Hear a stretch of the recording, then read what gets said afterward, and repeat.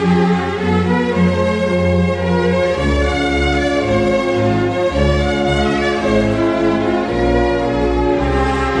weil der Mensch ein Mensch ist, drum braucht er was zum Essen, bitte sehr. Es macht ihn ein Geschwätz nicht satt, das schafft kein Essen her. Drum links, zwei, drei, drum links, zwei, drei, wo dein Platz genossen ist. Weil ich heim in die Arbeit einheimst und weil du auch ein Arbeiter bist.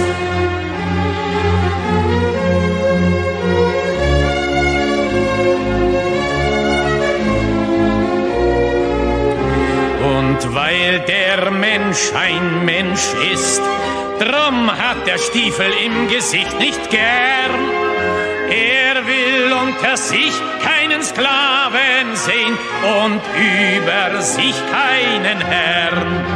Drum links, zwei, drei, drum links, zwei, drei, und ein Platz genossen ist. Weil ich heim in die Arbeiter einheimst und weil du auch ein Arbeiter bist.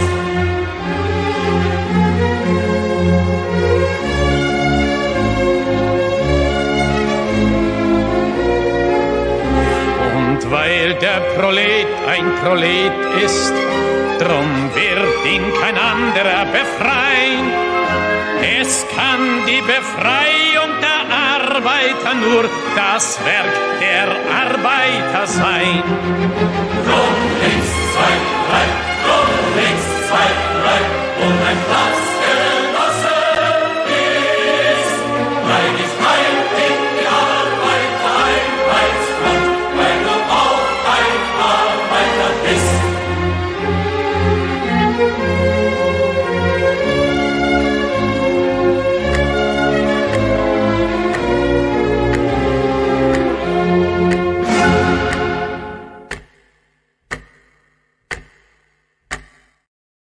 Здравствуйте, comrades. Welcome to a Sunday special of Socialism because, guys, we are in that very special month.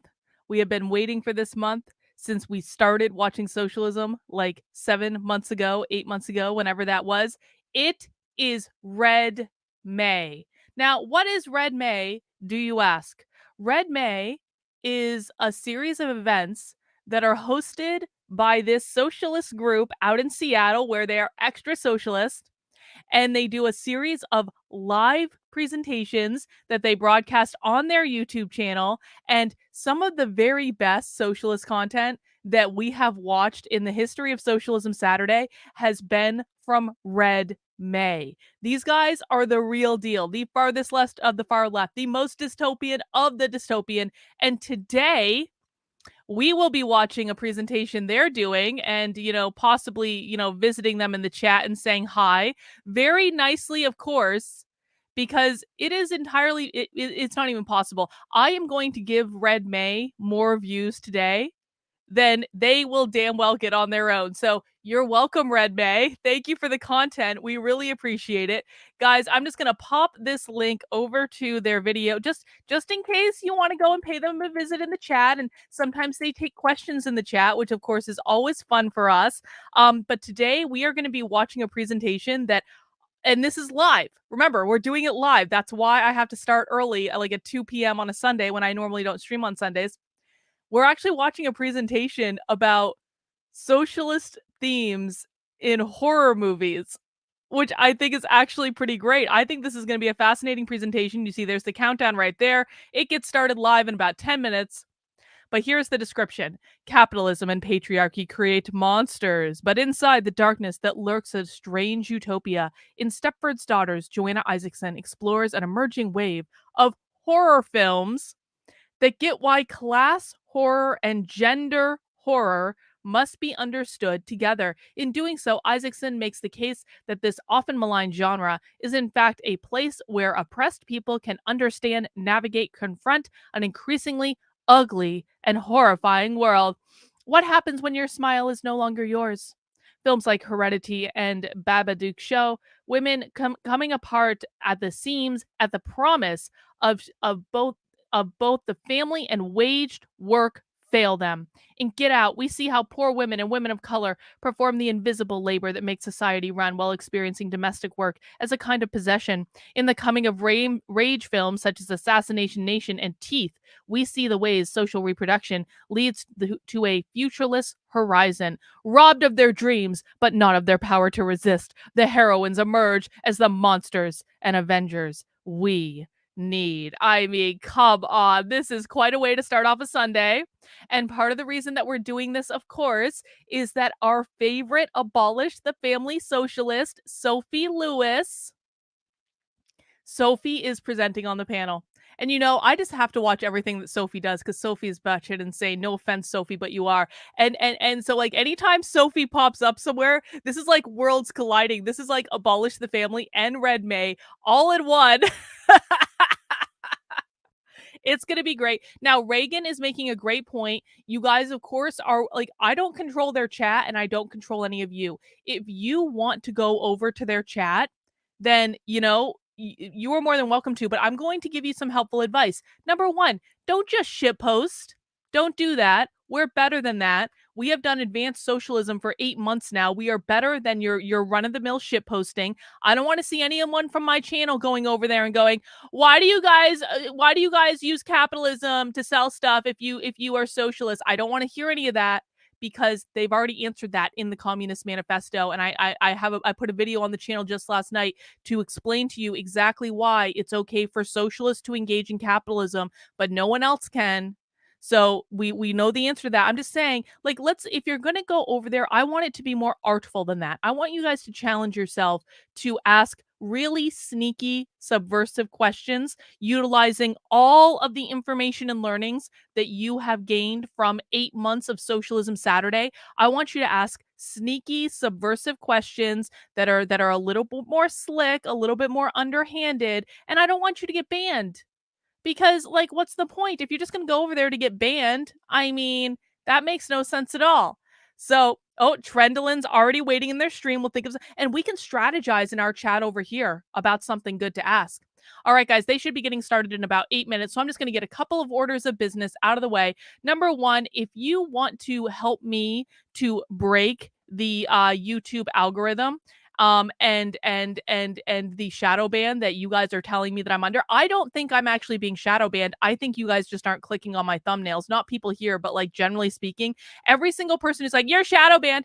I think what's happening is you're getting served my thumbnails and not clicking on it, and you're not doing your part to overcome the so-called shadow ban on YouTube. However, I have come up with a system.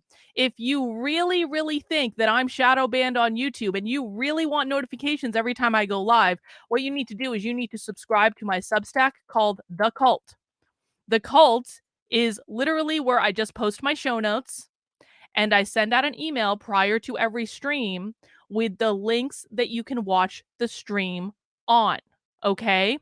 And so if you want to make sure, absolutely, unequivocally, that you are getting email notifications when I'm going live, you make sure you subscribe to thecult.substack.com. It is free, so there's really no excuse. I might monetize it at some point, but I'm not right now. Yasmin says that I'm not shadow banned, that if you guys make sure you are subscribed to the channel, everyone double check right now.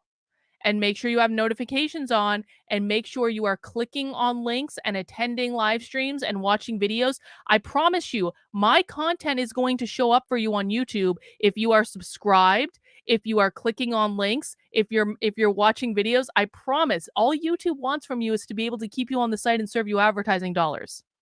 But if you really think I'm shadow banned and you want to get around that, go make sure you subscribe to the cult, and that will help you out. That will overcome it. So that's something that we're doing. Also, I want to remind everyone that tonight is movie night. On Sundays, we do movie night in my community where we watch a movie and we talk about it and we do trivia. And tonight, in honor of May the 4th, which was just a couple days ago, we are watching Star Wars Episode 4, A New Hope, in my supporter Discord at 8 p.m. tonight. Yup, see, it's like magic. As soon as you guys do the things I'm telling you to do, you even get recommended my old content that you may have missed. I promise you. I understand how the algorithm works. Relatively speaking, I think I know more than the average bear. Anyway, we're doing Star Wars tonight in my supporter Discord. If you would like to join us to come watch Star Wars, there are several ways that you can get invited. The main way is by making sure you are a paid supporter on my main Substack, which is not to be confused with the cult. This is my main one, Carlin, Karlyn .substack.com. And how you want to do that is, obviously you can just subscribe on here, but if you want to see all the platforms that you can support me on in order to be able to get access to my supporter Discord, you can support me on Substack. You can support me on Locals in my community, kb.locals.com. You can support me on Patreon. You can even become a member of this here channel. And what's going to happen is after we do this Sunday special, I'm going to be sending out a newsletter on my main Substack. It's called the Unwoke Roundup. And this is when you are a paid subscriber on my Substack, this is where all your supporter perks are. So at the bottom of this email, you're going to find a link to the supporter Discord. You're also going to find links to the 2 weekly Zoom calls that we do every week, Mondays and Wednesdays. And if you're not a supporter on Substack, but you are a supporter on another platform, I will also be sending out notifications with the supporter Discord link again after we do this presentation today. So that's how you can get involved and come watch Star Wars with us. I also want to drop Socialism Bingo into the chat, of course. Yes, Yasmin, I will be posting a supporter Discord link to community members later today. So just make sure you come back and check the community post, and that will have your link to the supporter Discord. All right. So there's bingo. Generate your bingo card. You get that free square in the middle. Then we're going for lines, or we're going for this little clover thing, or we're going for corners, whatever you want. If you get bingo, shout it out in the chat. We will congratulate you, but you won't win anything. Let's see. Do I have anything else? Oh, if you really want to piss the socialists off, you can check out my new Bourgeois designs that I put in my Unwoke art store. I think it looks pretty great. I'll pop a link in the chat to that. I, of course, also have the original Socialism Saturday t-shirt in the Unwoke art store. That is unwokeart.com. All merchandise sales do support the work I'm doing, and you get something cool out of it. I think it looks cool anyway. I love the Bourgeois design. Of course, this is our direct middle finger to the socialists who don't want us to be bourgeois. They want us to be the proletariat. I don't want to be the proletariat. Do you want to be the proletariat? I don't want to be the proletariat. Anyway, guys, we are counting down to starting the show for today. So to let people know it's getting started in about 2 minutes, I am not going to be doing commentary over the presentation because, again, this is a live presentation. Okay, unless I really have something to say, I'm going to be kind of just what I'm going to do is I'm going to type my comments in the chat if I have something to say, and then I'm going to display it on the screen. And you are welcome to type your comments in the chat as well. I will display them on the screen. I just want to make sure that we're actually listening to what they're saying rather than talking over it. Okay, so I do tend to be a little bit quieter on the live streams because I can't rewind. I can't go back because it's live. Okay, it's not like Socialism Saturday where we can replay the same thing over and over and over again. But that is how I will handle it. And let me just check in. Looks like some folks are in the chat. Let's see. Did Nick already get banned from the chat? Yeah, it looks like some people are already getting banned from the chat over there. I warned you guys. I told you. I know they're gonna be banned heavy today. But hi, Red May. We're happy to give you more views than you can ever get on your own. Anyway, guys, play nice in their chat. Again, I really want to encourage you guys. I don't want to see shit posting coming from this channel. I don't want to see it. You guys are all smarter than that. You've been watching socialism for a really long time. We have watched a lot of these people, okay? And so you know what they're going to say and you know how they think. Just try to get some subversion in there. That's all I'm asking. All right, guys, we're now waiting for Red May. They should be along any second now. And this is going to be fun, guys. Thank you for hanging out with me on a Sunday afternoon. There's 20 people waiting in their chat, which means that at least half of them are from me. Hi, Socialists. We're ready to learn more. Teach us about your horror movie, Socialists. It's going to be great. I don't have to refresh or anything to get this to start, do I? No. Okay. I don't even know how this works. I don't watch other YouTube content except if we're doing this. We have 80 people waiting in my chat right now. They have 23, and I'm fairly certain that half of them are from us, at least. But guys, seriously, like as you're watching the presentations, I want you to think of some subversive questions that you can ask that are important questions that actually get to the heart of what they think, because we do want to know what they think. The whole point of Socialism Saturday and Socialism Live now is to hear what they think. So I'm really thrilled that Red May is doing this. It's a great service. We appreciate it.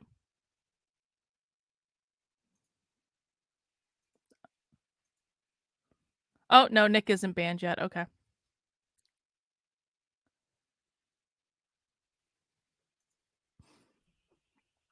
Gotta remember, socialists are never on time.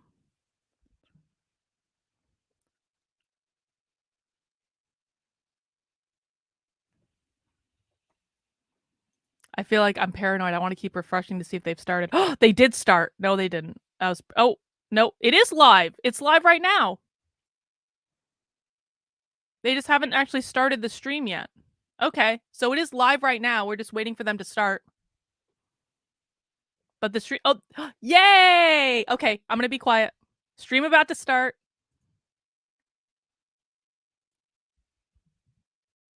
Hi, Philip. Hey, everybody. Welcome to Red May, your 1 month vacation from capitalism. This is our 7th Red May. I can hardly believe it. 7 great years. Philip, it's really and good we're to see starting you. off here with a program that I have anticipated for a long time. It's called Stepford Daughters. You'll recognize the allusion to the classic 60s film, The Stepford Wives. And I'd like to introduce our panelists now. Joe Isaacson is the author of Stepford Daughters, a book from Common Notions from our friend Malif Kanuga's wonderful new edition, which also has Mario Tronti books and all kinds of things that you can't find anywhere else.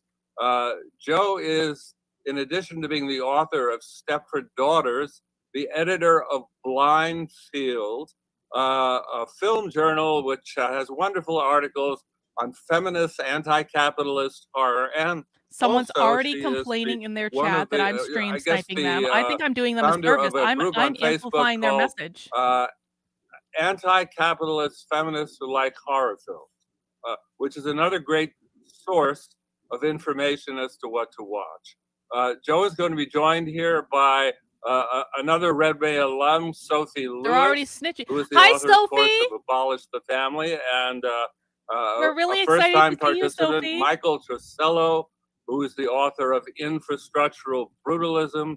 Welcome to Red May 7, everybody, and let's go. Let's hear about Stepford Daughters. All right.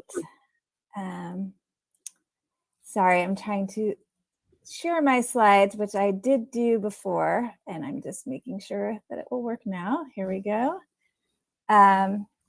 All right, so thanks so much to Philip, Sean, Kyle, Sophie, and Michael, and Mahim, who I just met, wonderful person.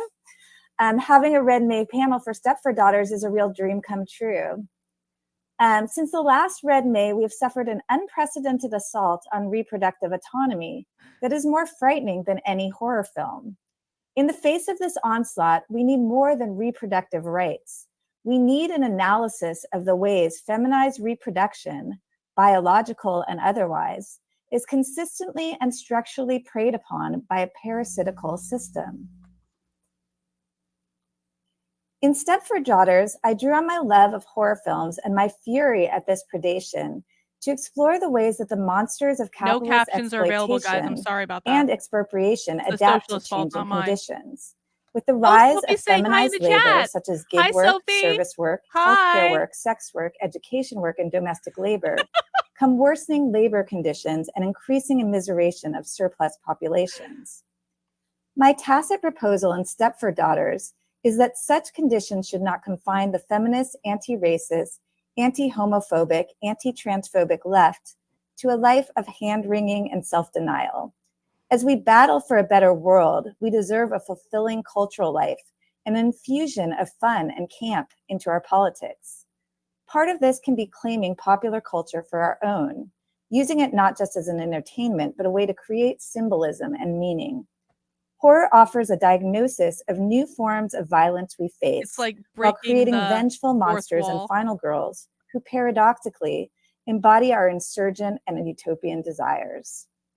Horror films are accessible to all, and in that Yasmin's having a whole spirit of conversation with accessibility, Sophie. I tried to make Stepford Daughters intelligible to an interested and politicized, but not necessarily academic audience. I see the book as an extension of the work I do with my comrades editing Blind Field. And by the way, I'm definitely not the editor, where there's a few of us. I'm putting the chat up on the screen. A free public screen. journal that takes an anti-capitalist feminist approach to analyzing culture. We feel it is important to reach a popular audience and fight for an emergent structure of feeling, as Raymond Williams puts it, that is leftist and feminist. As we are inundated with the language of austerity, capitalist realism, and moderation, cultural criticism can be the site for consciousness raising. Perhaps the most exciting thing about Stepford Daughters is its publisher, Common Notions, a politically committed, egalitarian small press. I hope all of you who enjoy Red May, another institution committed to nourishing the radical imagination, will check out Common Notions and consider becoming a sustainer.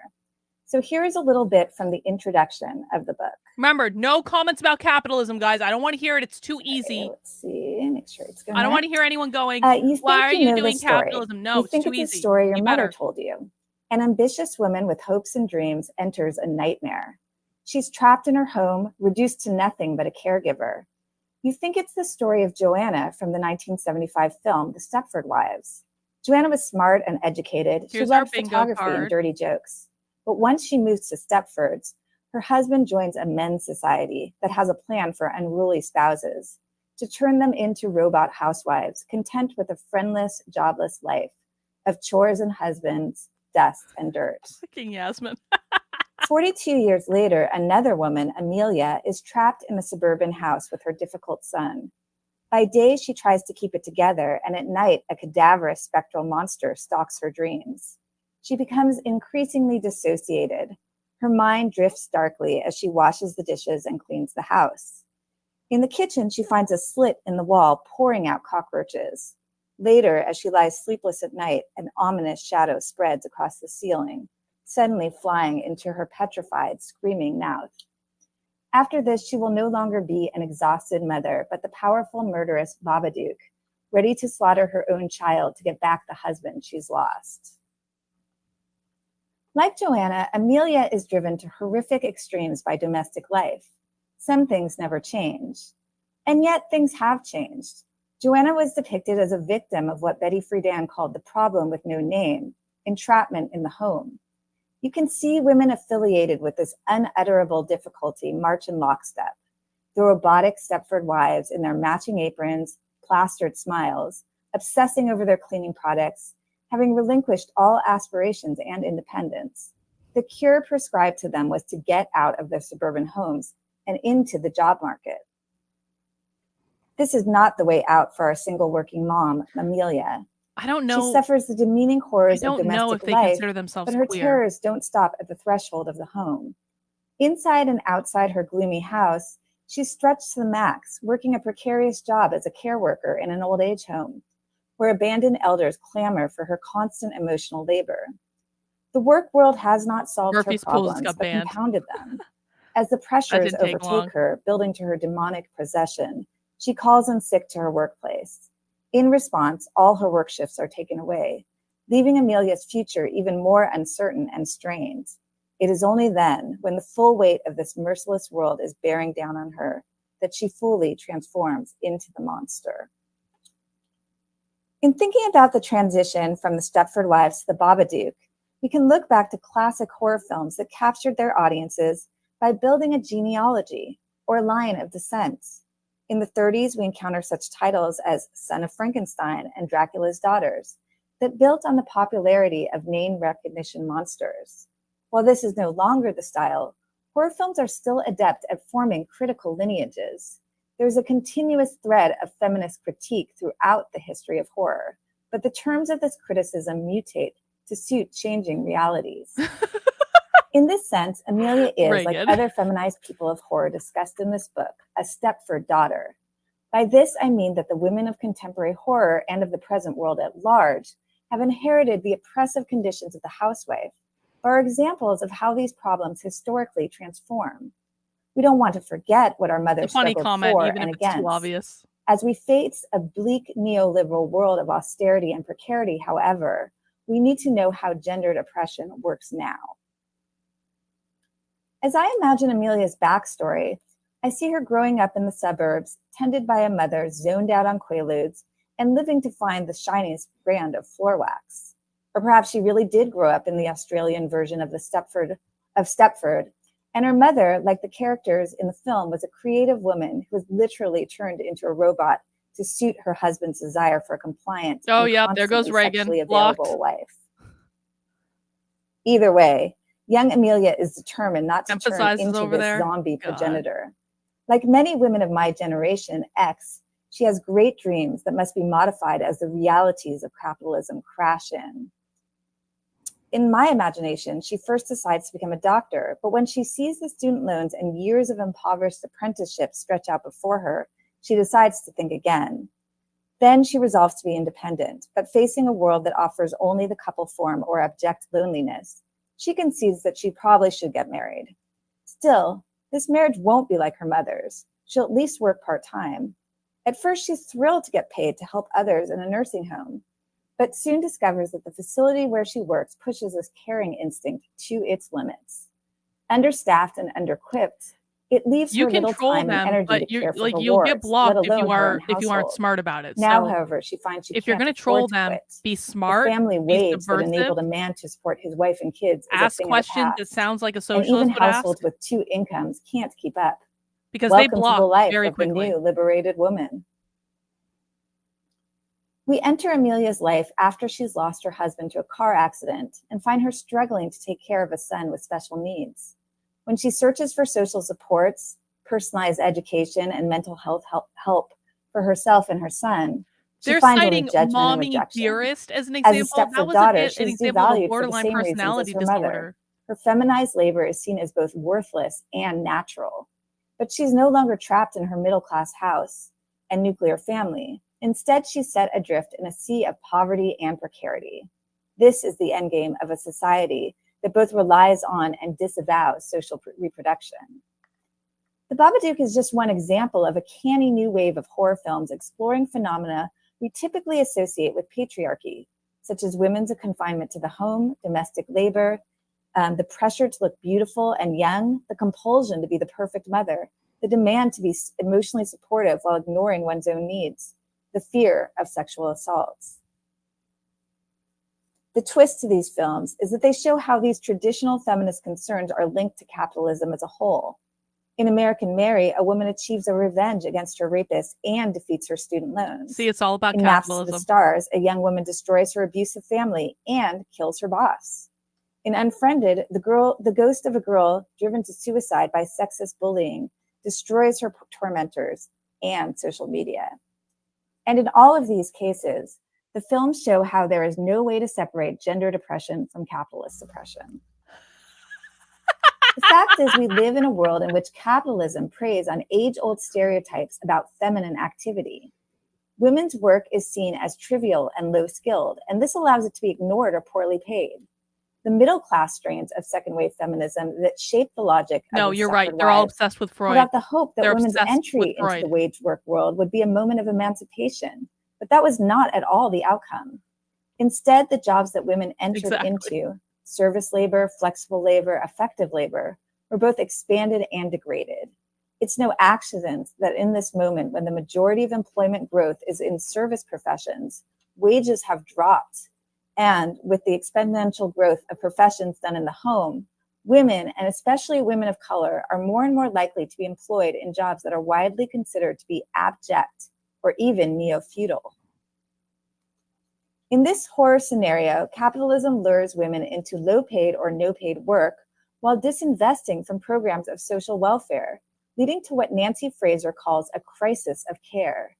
The alternative offered to women is corporate lean-in feminism, in which, as Dawn Foster asserts, there's no room for a civil life, a political life, an emotional life outside the nuclear family unit.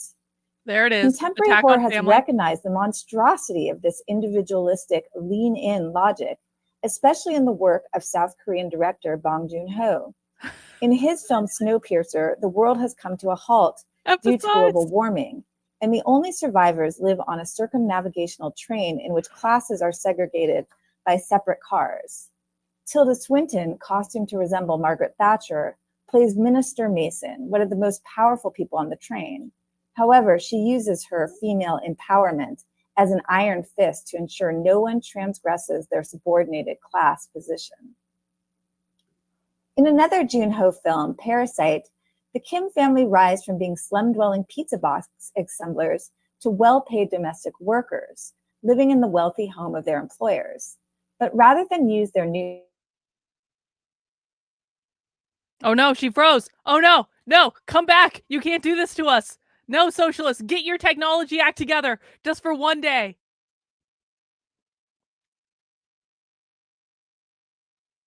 We see everyone else moving. It's just the presenter that froze. No! Philip's back. He's going to fix everything. Philip's kitchen looks exactly the same as it did 2 years ago. There's some comfort in that.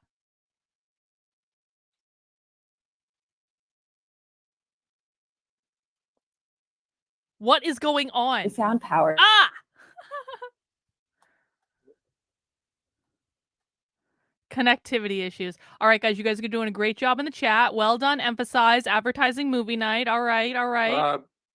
We're having technical problems at the moment, as they say. It might be the intervention of Murphy's cool. We know you're blocked. You get yourself banned.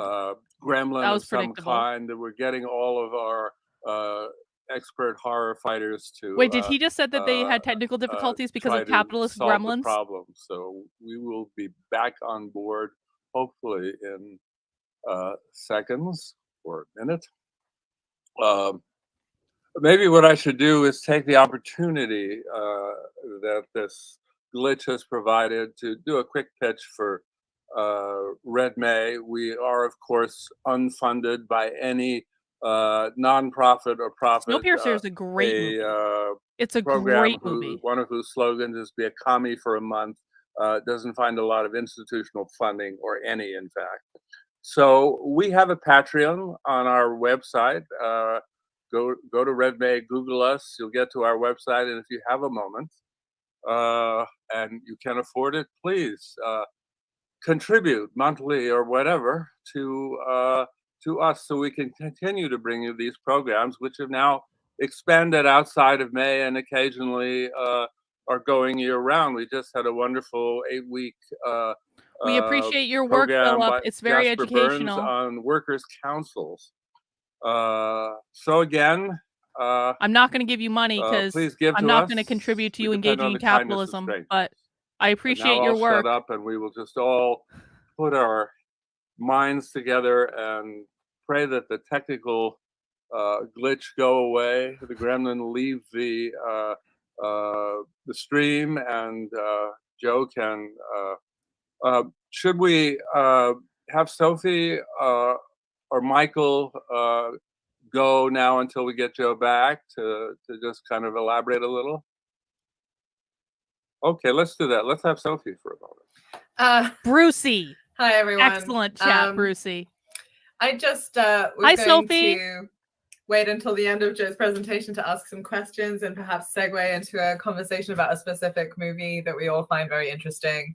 But for now, I'll just sort of fill this gap by sharing that it took me some time to understand how horror, this kind of historically low genre, while I think indisputably full of reactionary elements, and not to mention sort of at best volatile social or political impulses, has also served populations that are systematically exploited, violated, and hunted as a form of entertainment that doubles as a sort of sandbox for externalizing trauma, a space of release, perhaps of traumatic repetition in a contained context of safety, thus even conceivably of potential healing.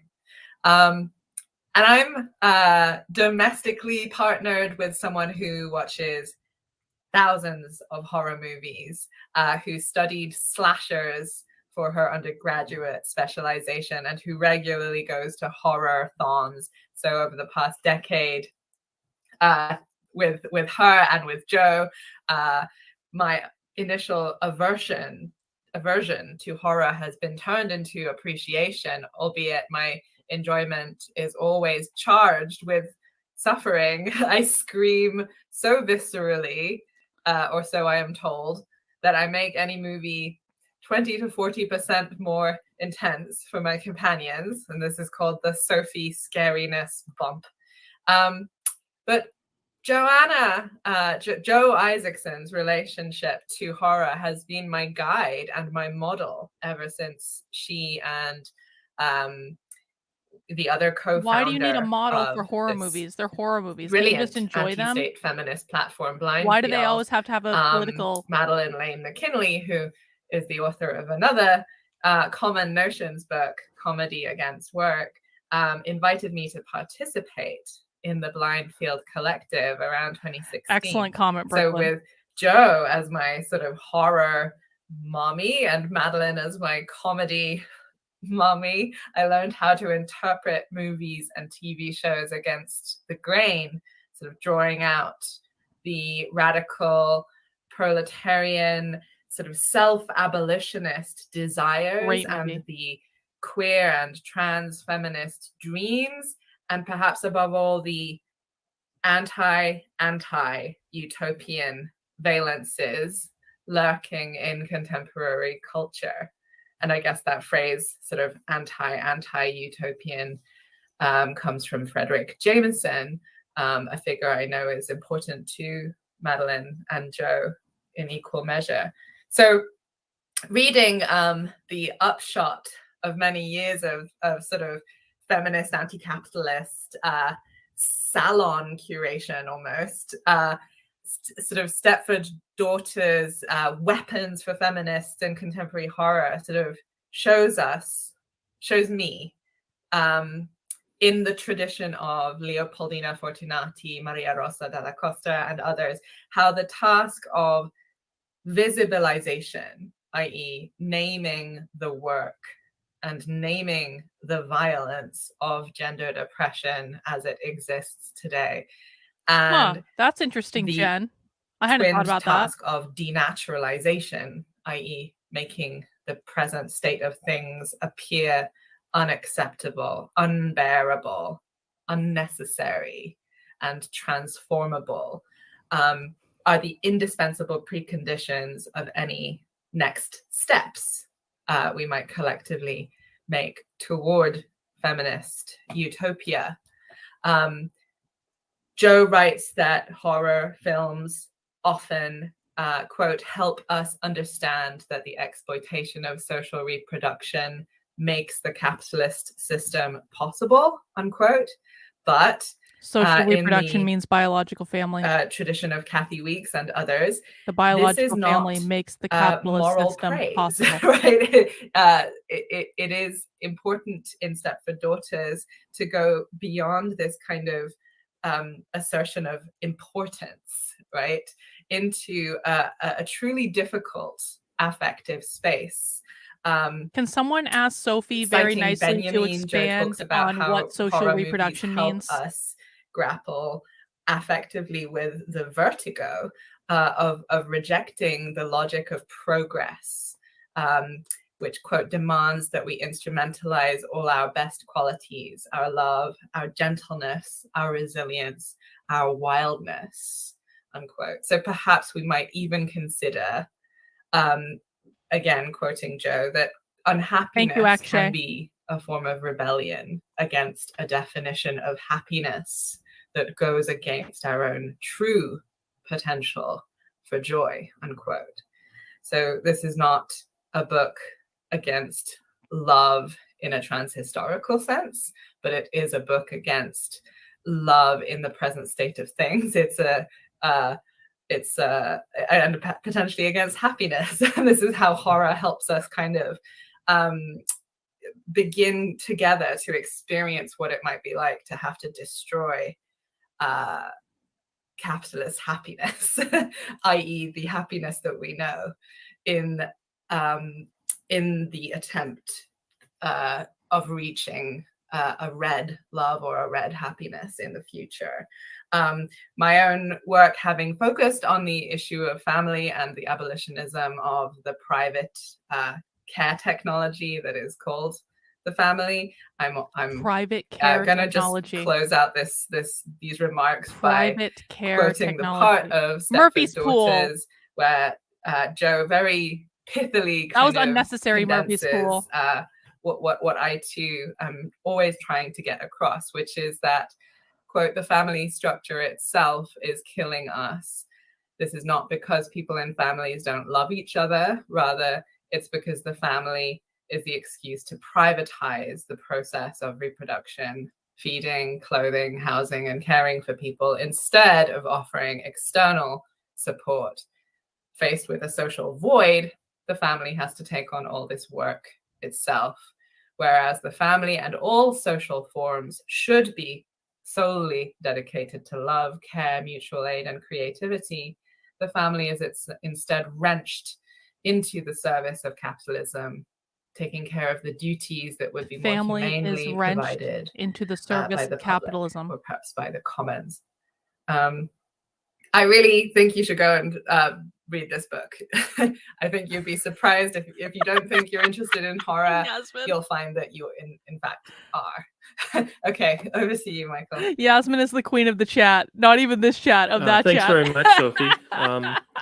Yeah, initially I was going to focus on my comments on a question for Joe. Actually, I've used Joe's writings in my intro to horror class in years past before the book came out, and I'll certainly assign the book in the next time that I teach intro to horror. It's it's really the sort of perfect combination of understanding the genre and its history, and understanding the questions that leftists might have about horror. A kind of perfect combination of the two. So it does address the question of, in a world that is sort of increasingly horrible, like, why would you want to watch horror films and kind of revisit the horrors? But I think one of the things that it does very well is help understand sort of yes, Sophie likes how saying the this. Monstrous That's something she can says very become often. a form of resistance to the sort of structural oppressions that are aligned against people, and not just in a simplistic way. It's sort of unpacking the complexities of how monstrous resistance might function.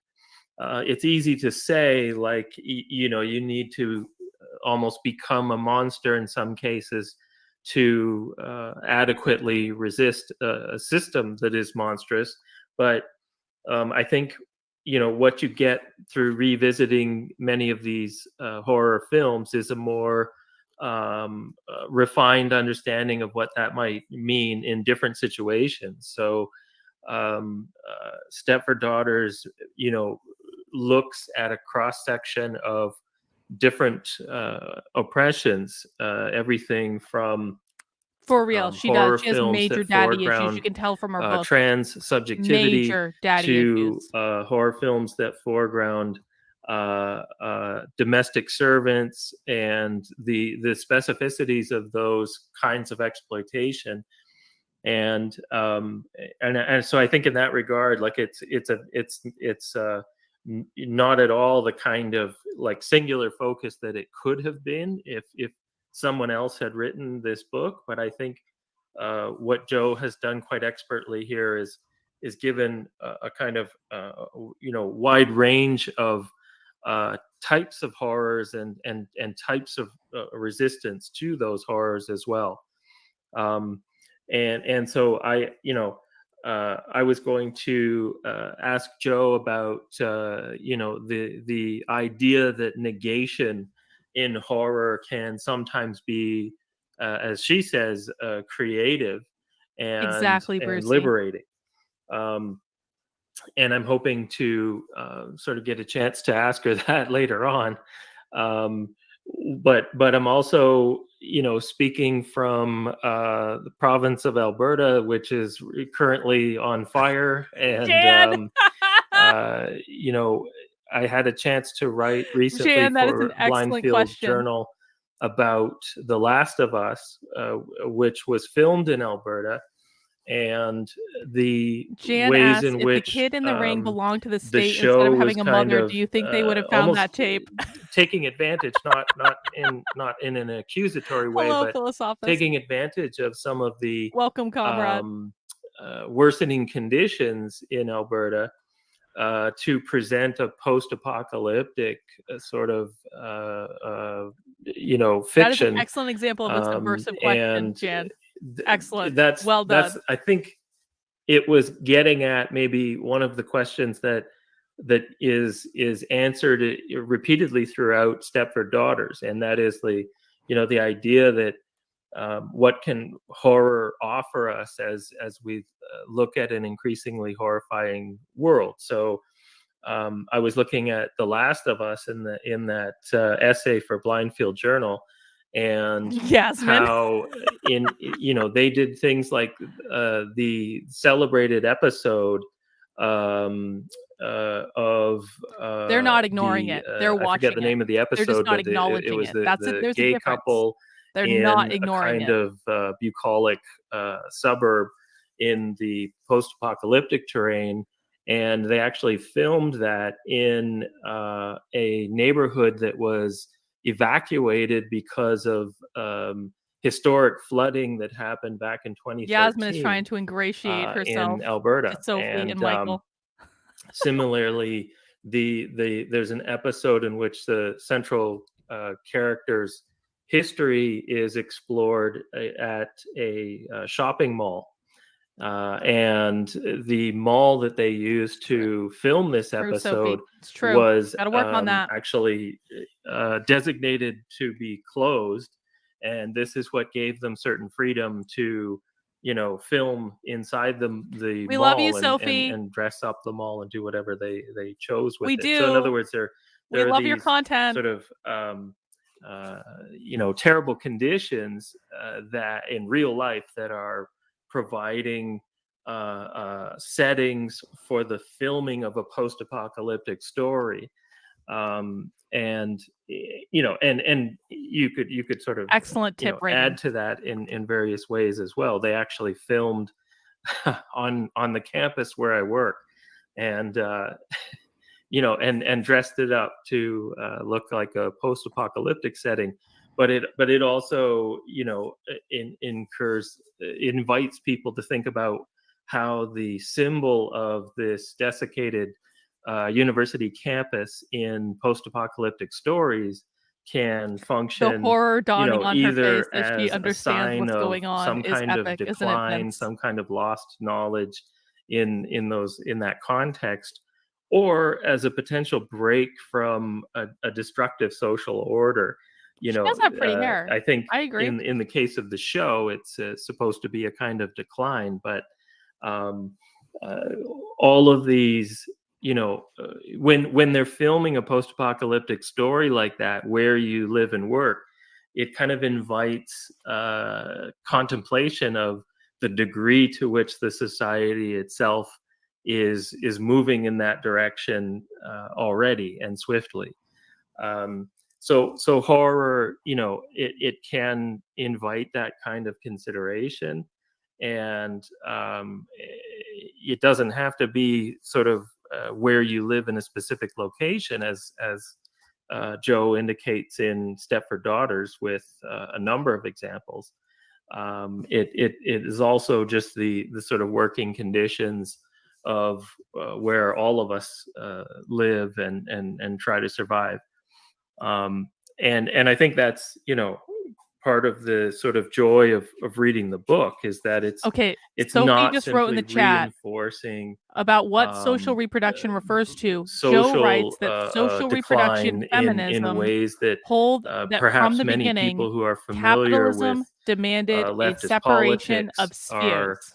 are What does that mean, Sophie? already We need more aware. information. It's kind of matching, Can someone ask Sophie to expand, some like, of our a awareness separation of of these what spheres? conditions Oh, with it required the productive aesthetics laborers of the moment to create through commodities, horror, plus and enable capitalism to suggesting constantly some grow. possibilities But it for also needed repro laborers to for, ensure that workers were resistance born, for- raised, fed. in I told you particular from this is from a about abolish the feminist, family. and I told you Marxist guys this was perspective. abolish the family.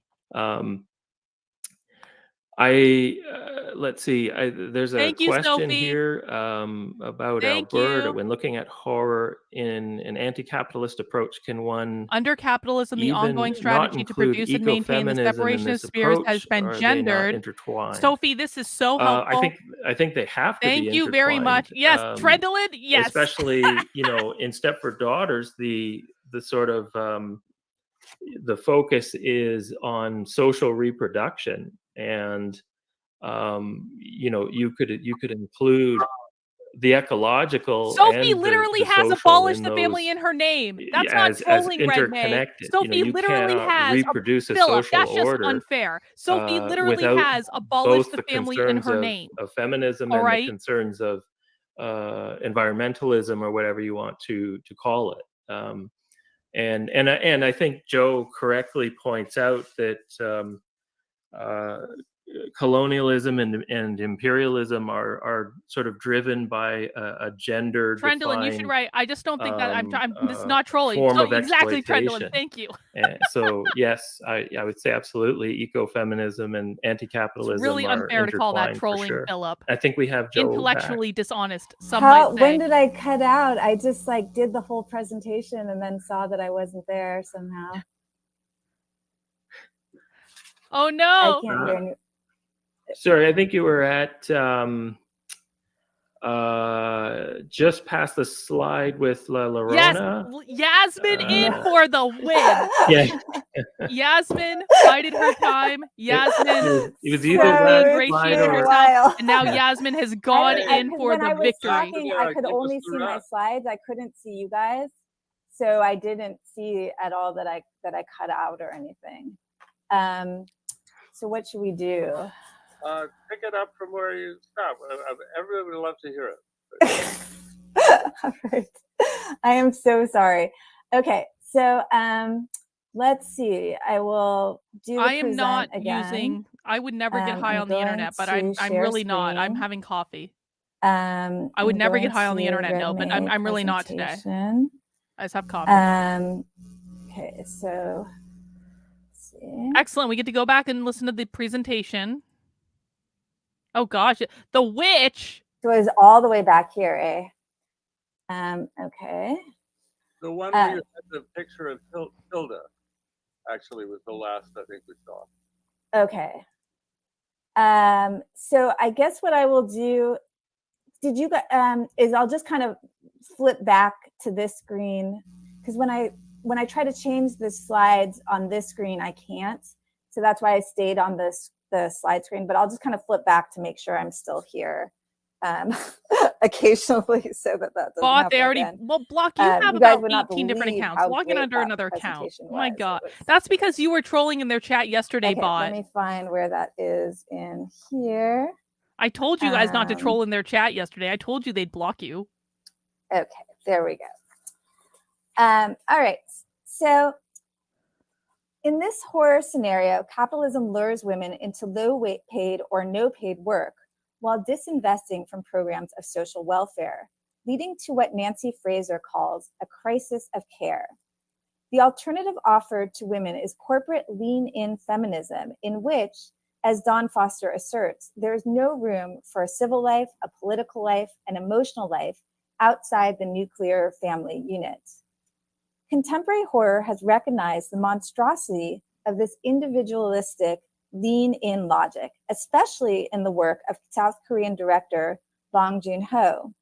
In his film Snowpiercer, the world has come to a halt due to global warming, and the only survivors live on a circumnavigational train in which classes are segregated by separate cars.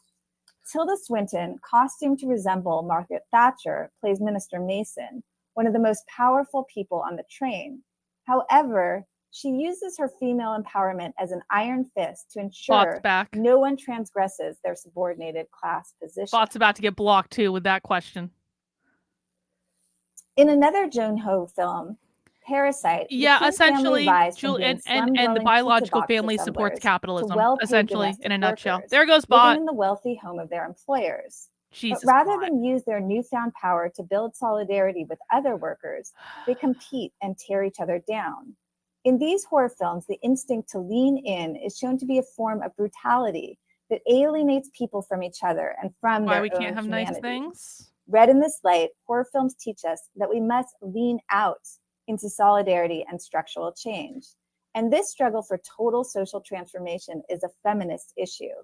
In short, class horror is gender horror, and we must think them together. Social reproduction feminisms hold that from the beginning, capitalism demanded a separation of spheres. It required productive labors to create commodities and to enable capitalism to constantly grow. But it also needed reproductive labors to ensure that workers were born, raised, fed, and emotionally cared for. Under capitalism, the ongoing strategy to produce and maintain the separation of spheres has always been gendered. Even though these two forms of labor are equally necessary, by labeling the feminized sphere of labor as less valuable and more natural, the ruling class has successfully blocked solidarity between men and women, as well as ensuring free or cheap reproductive labor. At the heart of this division, there is ever and always the threat of violence. Domestic violence and state violence follow the same logic. They enforce the rigid gendered division of labor and demand that the feminine sphere remains lower in the hierarchical order of things, keeping us all running through the endless Byzantine hedge maze of The Shining, where men, frustrated at their eternal inability to get ahead, project their murderous rage at the women who make their lives possible. In Caliban and the Witch, Silvia Federici traces the origins of this violence to the moment of the transition from feudalism to capitalism. Under the feudal system, women and men often did the same work, and when work was gendered, it was valued more equally than at present. Federici argues that by labeling men's productive work as more valuable and offering the possibility of a subordinate female as a reward for this labor, capitalists effectively sabotage solidarity between men and women, when both should have been collaborating to defeat the enclosure of their lands and bodies. The witch hunts were then created to coerce ungovernable women into the role of passive, loving helpmeets.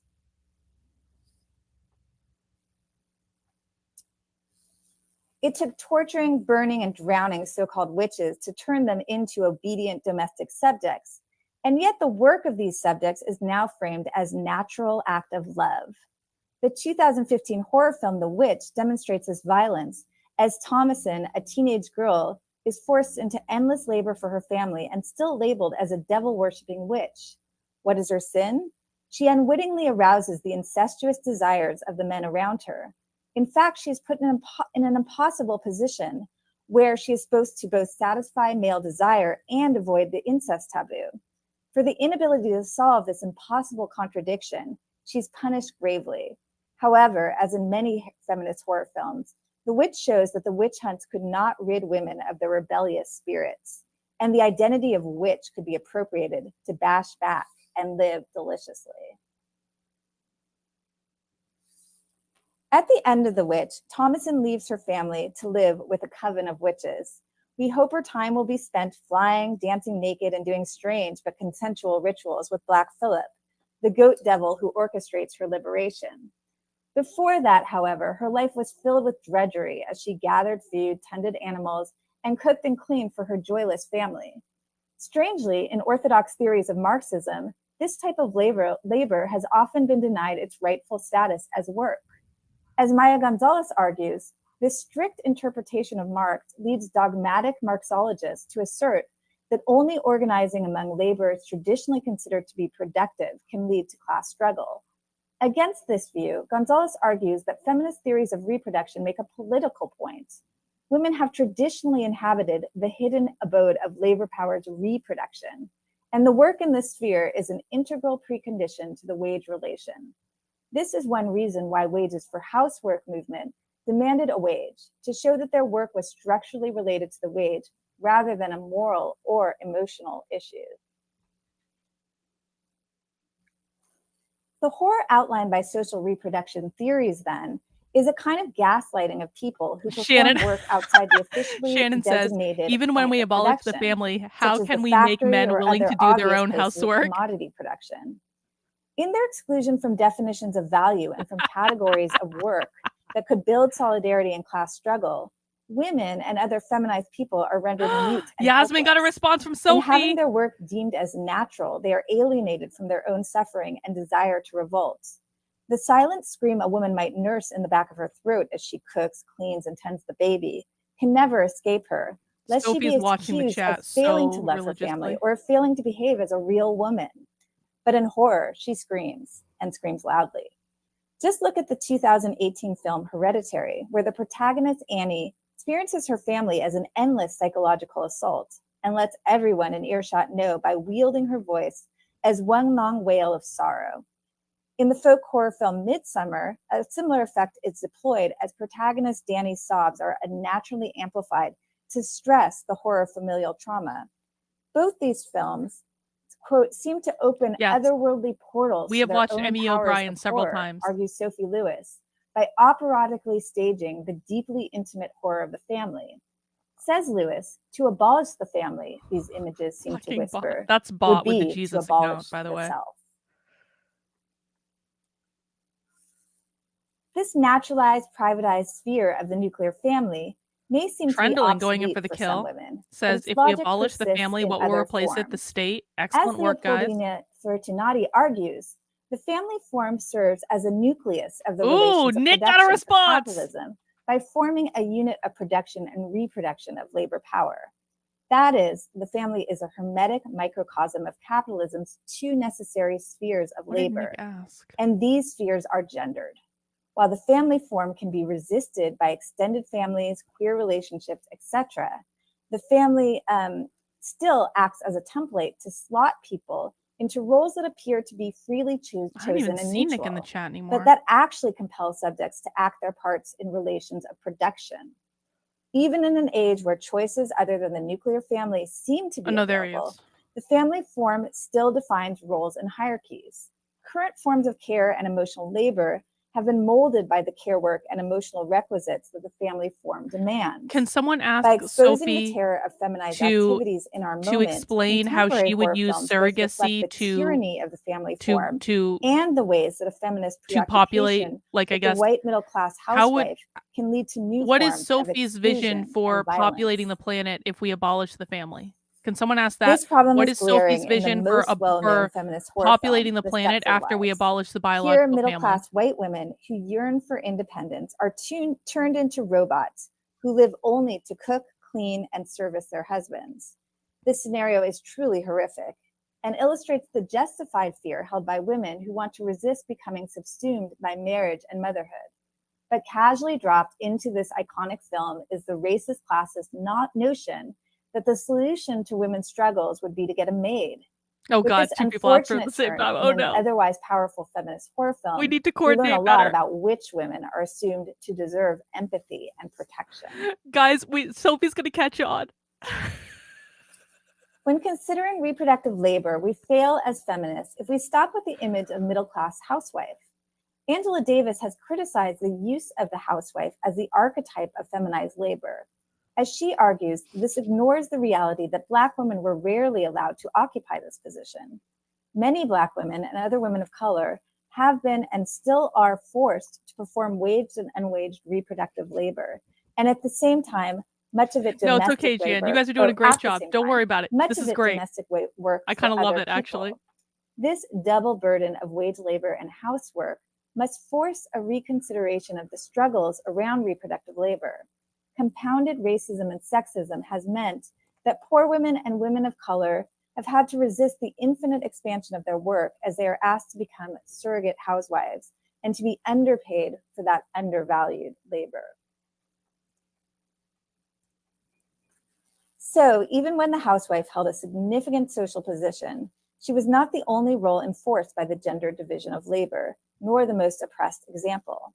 As women are increasingly entering the workforce or being relegated to the status of surplus population, we are grappling even Sophie more doesn't with want the to answer any more adaptability of the questions. gender division Sophie, of labor. if we abolish the Capitalism has biological been family, spectacularly successful who in using the controls gender procreation? distinction toward its own ends, as I think someone Juliana can. Spar Sophie, and Joshua I just Clover don't argue. understand. If And we this abolish the adaptability has biological allowed family, the role of the housewife to who define controls wildly diverse procreation? forms of reproductive labor and activity. How do we procreate if there is no more biological family? Can someone please ask that? Like the victim in a slasher film then, the feminist dream of emancipation has been slit down the middle. Her hopes for equality are honored as long as she can lean into one of the dwindling Bot, jobs not still you. commanding respect and high Sorry. wages in our economy. But feminized reproductive labor itself is even further devalued, seen as an Yasmin, obstacle can you to ask that? success. You've This ingratiated work yourself. is delegated to poor women, women of color, and immigrants who invisibly remove the debris in the path of the woman who has the privilege to lean in. The response must be refusal. Yasmin and is in in the this best sense, position right now. horror's I'd be like, negation Sophie, is I guess I just don't utopian. understand. If we In these abolish the films, family, feminized then how, monsters like, and who final controls girls procreation? embody the refusal of given roles and, in their negation, conjure insurgency and resistance. In this negative dimension of horror and its frank acknowledgement of violence that makes it is this negative dimension of horror and its frank acknowledgement of violence Thank you, that makes Natalie. it particularly suitable to capture contemporary contradictions of social reproduction. In 1978, the Marxist queer film critic Robin Wood made Yes, the I think convincing Sophie is case on that to there us. is no better film genre than horror to express and contest the oppressions of capitalist patriarchy. Our culture, he argued, operates by forcing us to repress every thought, impulse, and emotion that goes against the standard of normalcy dictated by bourgeois patriarchy. Wood argues that this repression creates the category of the other, that which bourgeois ideology cannot recognize or accept. These repressed others appear in horror films as monstrous sources of fear. Says Wood, the true subject of the horror genre is the struggle for recognition of all that our civilization represses or oppresses. The reemergence of these repressions Exactly. is Denounce dramatized Mike as in a their horror, chat. as in our nightmares. Tell Mike to stop being a troll. This Relating is to Wood's genius. criticism, Barbara Creed and other psychoanalytically oriented feminist critics explore horror film as a privileged genre to investigate the repressed, which they call abjection. The abject refers to qualities and substances that are seen as so Reagan. revolting that they must be excluded. For Creed and others, horror movies represent elements that the dominant patriarchal culture qualifies as feminine and deems unspeakably grotesque, such as irrationality, emotionality, and indeterminacy, as well as bodily excesses related to menstruation, sexuality, and pregnancy.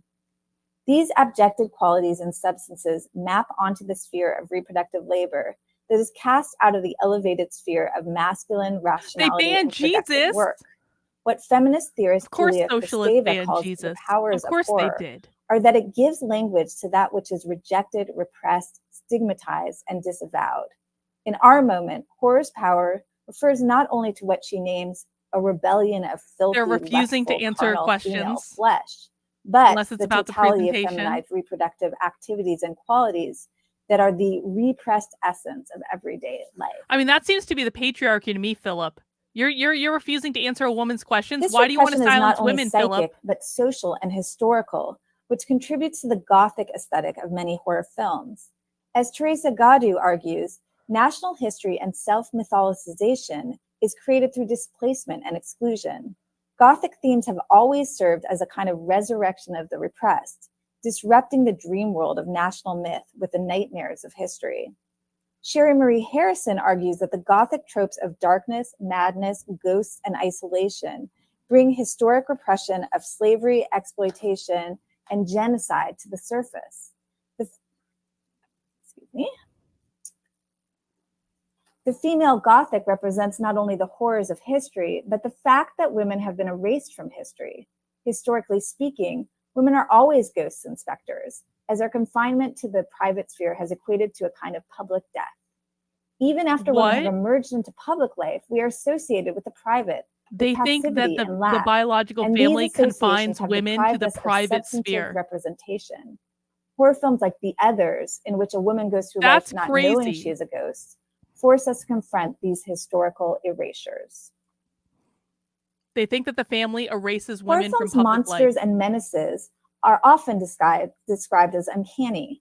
As Freud famously explained, the uncanny is a feeling of terror or alienation in the face of a phenomena that is familiar. The German word for uncanny is unheimlich, a word that can mean both familiar and agreeable, and concealed and kept out of sight. The word also refers to the home, conjuring the domestic horrors women face.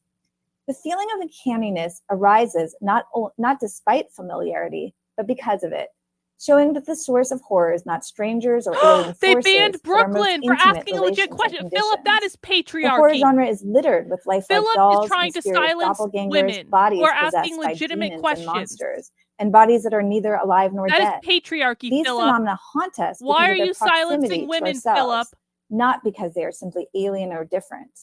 In horror, this points to the sphere of intimacy and closeness as the locus of terror.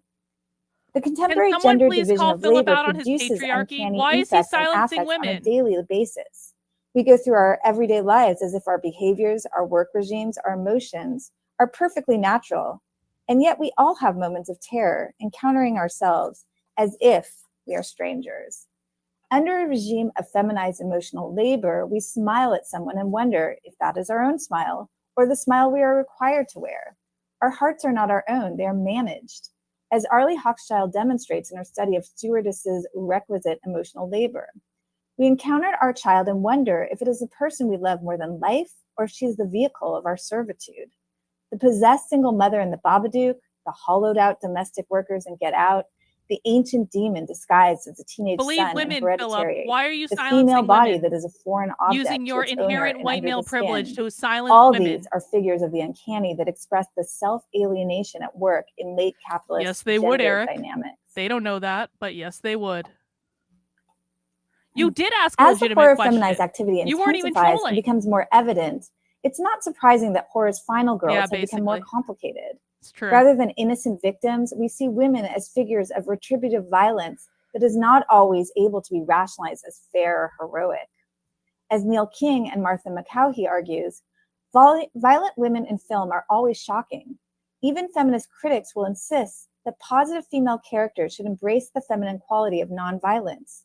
However, in horror, women are given access to what Philip Jack why he's Halberstam, silencing women? Following June Jordan, calls a why place he of is a rage. privileged white man The is silencing representation of women committing acts of violence in horror allows for an opening, he says, between and beyond thought, action, response, that seems pretty patriarchal. Protest, anger, terror, murder, and detestation. You have to speak Retributive leftist violence when you shifts ask the this. ground of agency, showing that capitalist violence may not be able to continue with impunity.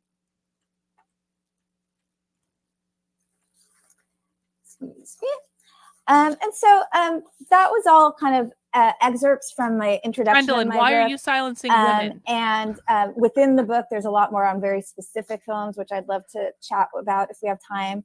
And so I'll just conclude by reading the final paragraph of the book that is just trying to be a little uplifting and hopeful about the possibilities of horror and its sort of kind of influence.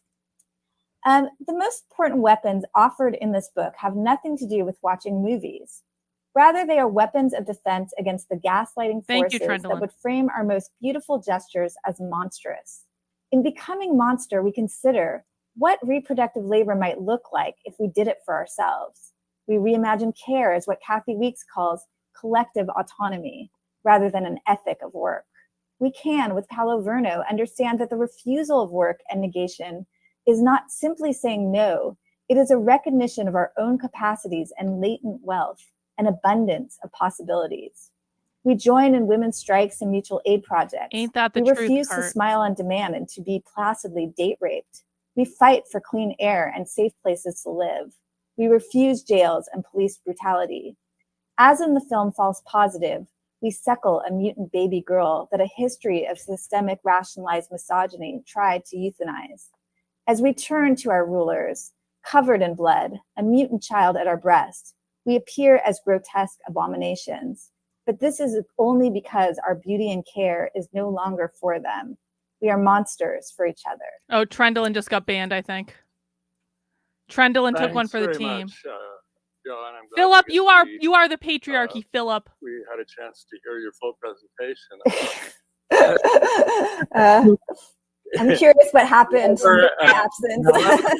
Look, However, the extra Goddardian labor you are fashion. asking of the presenters, they're saying you Talk can't must ask have a questions beginning, because a you middle, are and end, you but are not requiring necessarily in extra that labor order. of the presenters. Exactly. I have a couple of questions listening. I mean, endless number, but before the cycle of horror films really got going, it seems that the locus for any kind of feminism, such as it is, was the woman's picture, and particularly the melodrama for 30 years in Hollywood. The movies that would star Barbara Stanwyck and Joan Crawford.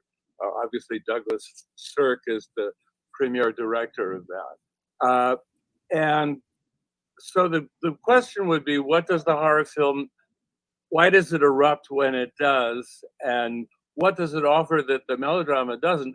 Watching your presentation, when you put Psycho on board, I thought this might actually be the moment where within the film itself, it shifts, starts off as a Sirkian melodrama with someone stealing money and having an adultery, and suddenly goes into this body horror of this creature, towards the end. So it's a fascinating shift, but obviously the horror movie offers possibilities of registering things that the melodrama doesn't. So I'm interested in everybody's reaction as to what these might be.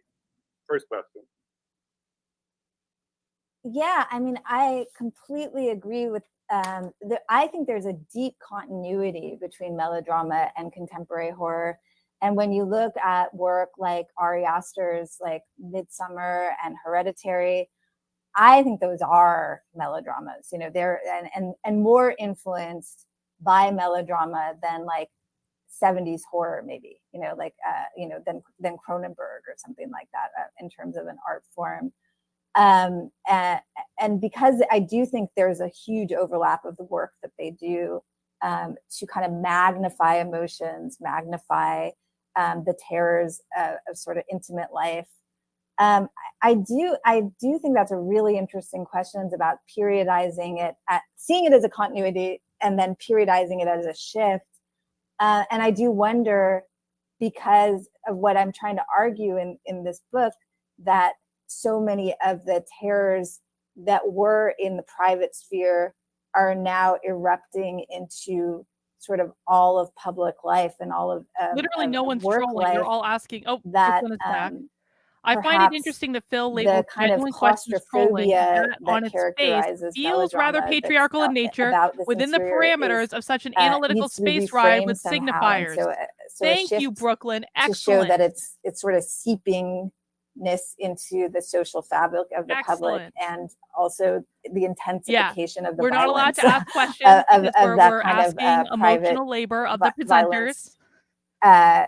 makes people that are clearly working in the vein of melodrama, like Ari Aster, decide to I don't even think they work understand what they're doing, in the Natalie. genre of horror, rather than to just because then when you see I mean, I love Todd Haynes, but I've had a lot of people say they don't really love just the kind of rehearsing of Douglas Sirk as like just kind of a new form. But this, something like Hereditary, actually really kind of reinterprets the genre in a way that seems much more contemporary and less pastiche too. I'd be curious what other folks think too. Yeah. That leads to the second question, which had to do with iconic actors for this kind of, and specifically Toni Collette was going to come up. I was going to say that there seem to be some people like Tilda Swinton and Toni Collette, who embody in their great performance in horror films like a level that no one else can get.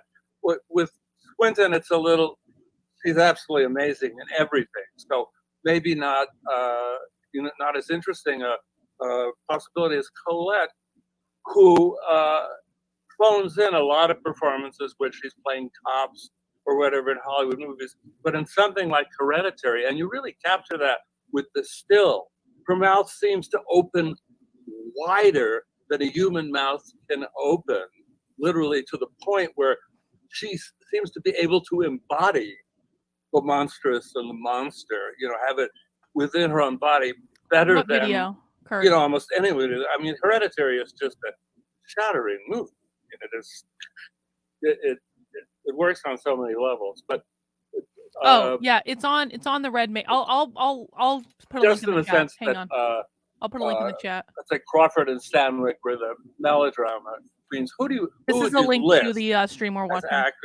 Actors who are the the kind of people who are figures for this hard turn. I love that question. I think you are inside my brain, Philip, right now, because I got no mad shit posting about Oscars. capitalism. I don't want to see it. But that all the great actors, to me, especially women actors, are in these horror films and they're completely ignored. Maybe other people will. Like you say, Toni Collette, Tilda Swinton, John, would the killer in a socialist horror film be a rich man in a top hat? Amazing. The performance in Get Out of the Georgina character is one of the best performances I've seen. Mia Goth is just a complete genius, and she wasn't quite on the field when I was writing this the way she is now, but she, I think, deserved to win. And I think not only are these actors ignored because of the genre is degraded, but Brooklyn, how does the genre of horror play into the misogynistic Victorian notion of hysteria? And does the notion of the hysteria it elicits juxtapose against the late 19th century patriarchal paradigms? Brooklyn, fucking brilliant. Brechtian acting, which exactly like you say, the mouth is open a little too much, the voice is a little too loud, and it's a way of distantiating us from these sort of naturalized emotions that's so intellectual. No, it is not sarcasm. I think of all those actors as just great, not sarcasm intellectual actors at all. And that denaturalization is just very do the emotional labor and answer our questions, popular culture Philip, or in mainstream culture, because it denaturalizes emotions that we're supposed to believe in, right? The kind of, we're supposed to feel these emotions that capitalism tells us to feel without questioning them. And, as Brecht argues, that's a primary form of ideology that the actor has to kind of, defamiliarize themselves from, and to show how those emotions are actually constructed by capitalism and are not just natural things that emanate from the individual. And I think all those female actors are just banging it up with that kind of Brechtian acting. So thanks for that question. That's very interesting. Michael and Sophie, do you have on this strain of not too much. I'm Everyday mostly therapist interested in says, Joe's as a thoughts. newbie, can you explore the relationship between horror films, the cultural unconscious that is often the underlying basis for them, and the capitalist state? They reflect everyday therapist. Banger of a fucking question. Could be a way in Banger Hereditary of trying to undermine the expected narrative that that it's about feminine hysteria and being passed along through the family, and it could be working against that through excess in essence. Yeah, I think those horror tropes, and that kind of gets to Philip's first question of when Toni Collette shifts from being really upset to just completely shutting down and being possessed, yeah, it does. It shows that it's not some kind Shannon of says capitalism wasn't these natural emotions female still even hysteria, under but that there's monarchy these and kind of tribalism? social Excellent. outside forces Great at work job, that are Shannon. kind of directing her emotional Kurt shifts. says, So I thought think the that's an hysteria was well excellent portrayed in reading Scream, of since that. it's And the I women think, who keep screaming. yeah, all these films, you really cannot see these as just like hysterical women because they're constantly wrenched from one kind of emotional state to another by these external forces. So I think that's a great reading of it. I'd say quite a few. I'll just Everyone add quiet. to this by Sophie is speaking. kind of reiterating. I think, Joe, you didn't hear me and Michael sort of patching. I like what Phil said about the beginning, middle, and end, not necessarily in that order. That's how this is going for sure. But I love the way in which your book presents an imminent Actually, this is, I critique agree with this. and models Excellent the analysis. things it's talking about, the things that it is showing horror doing.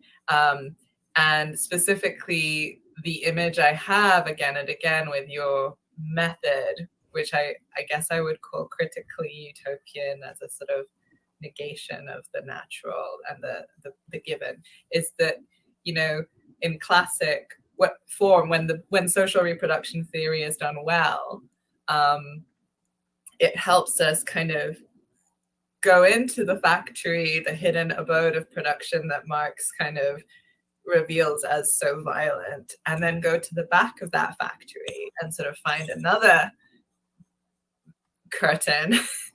Brucey, they banned you for being too basic. Hidden abode of reproduction, and there you sort of show how Reagan and to butter them up. Impunity that Reagan is given good cop to private figures of patriarchy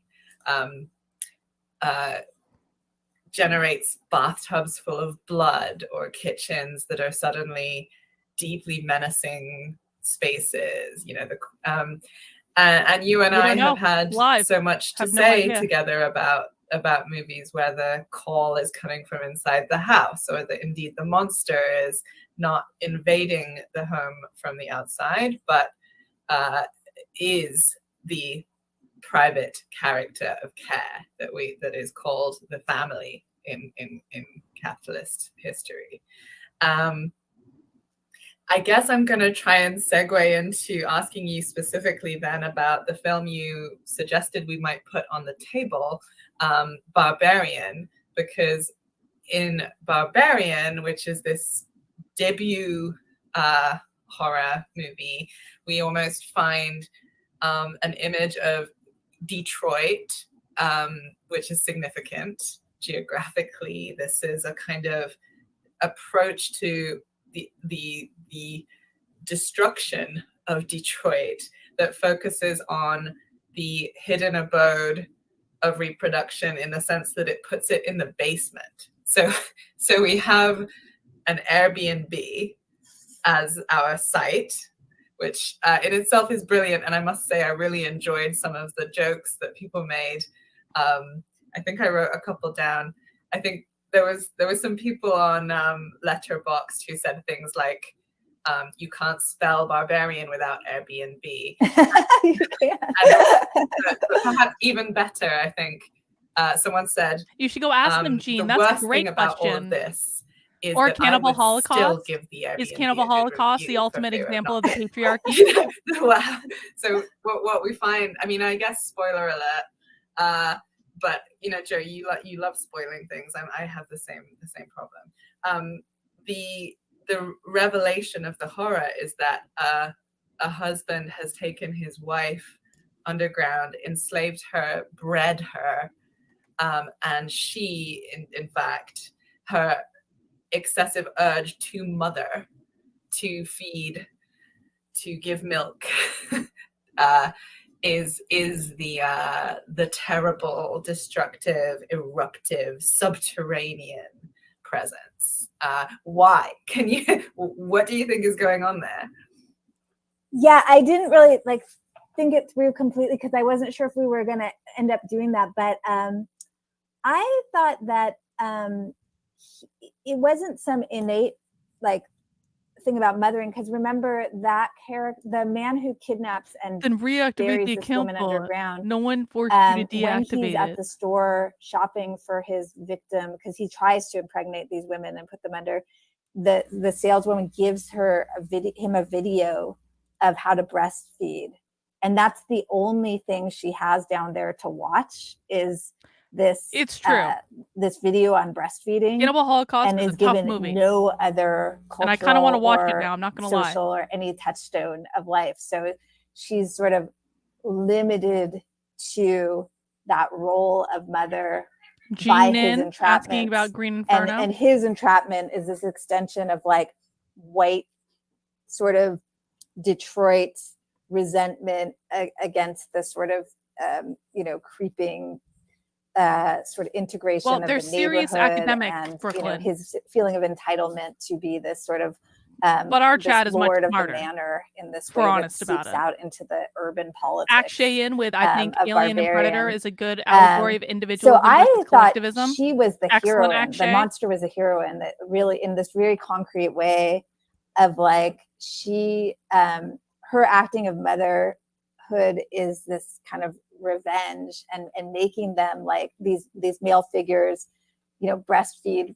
It's almost like that sort of converges with that finale of the book that I was reading of just like, okay, you want us to be mothers? Well, here's how we're going to do it in my world. And then it's really interesting because she takes the protagonist, the kind of upper, this woman who's trying to succeed in the present and who rents the Airbnb as her child, that is kind of the inheritor, and that woman has to sort of decide how she feels about this mother figure who is actually protecting I don't think her, they but are. also a monster. I don't think they are at all. And shows like that kind of choice that women are given now is either lean in. I think that's a really fair question, Jan. Who are like repressed. I don't know if into Philip these, has a like, Twitter, weird but caretaking roles.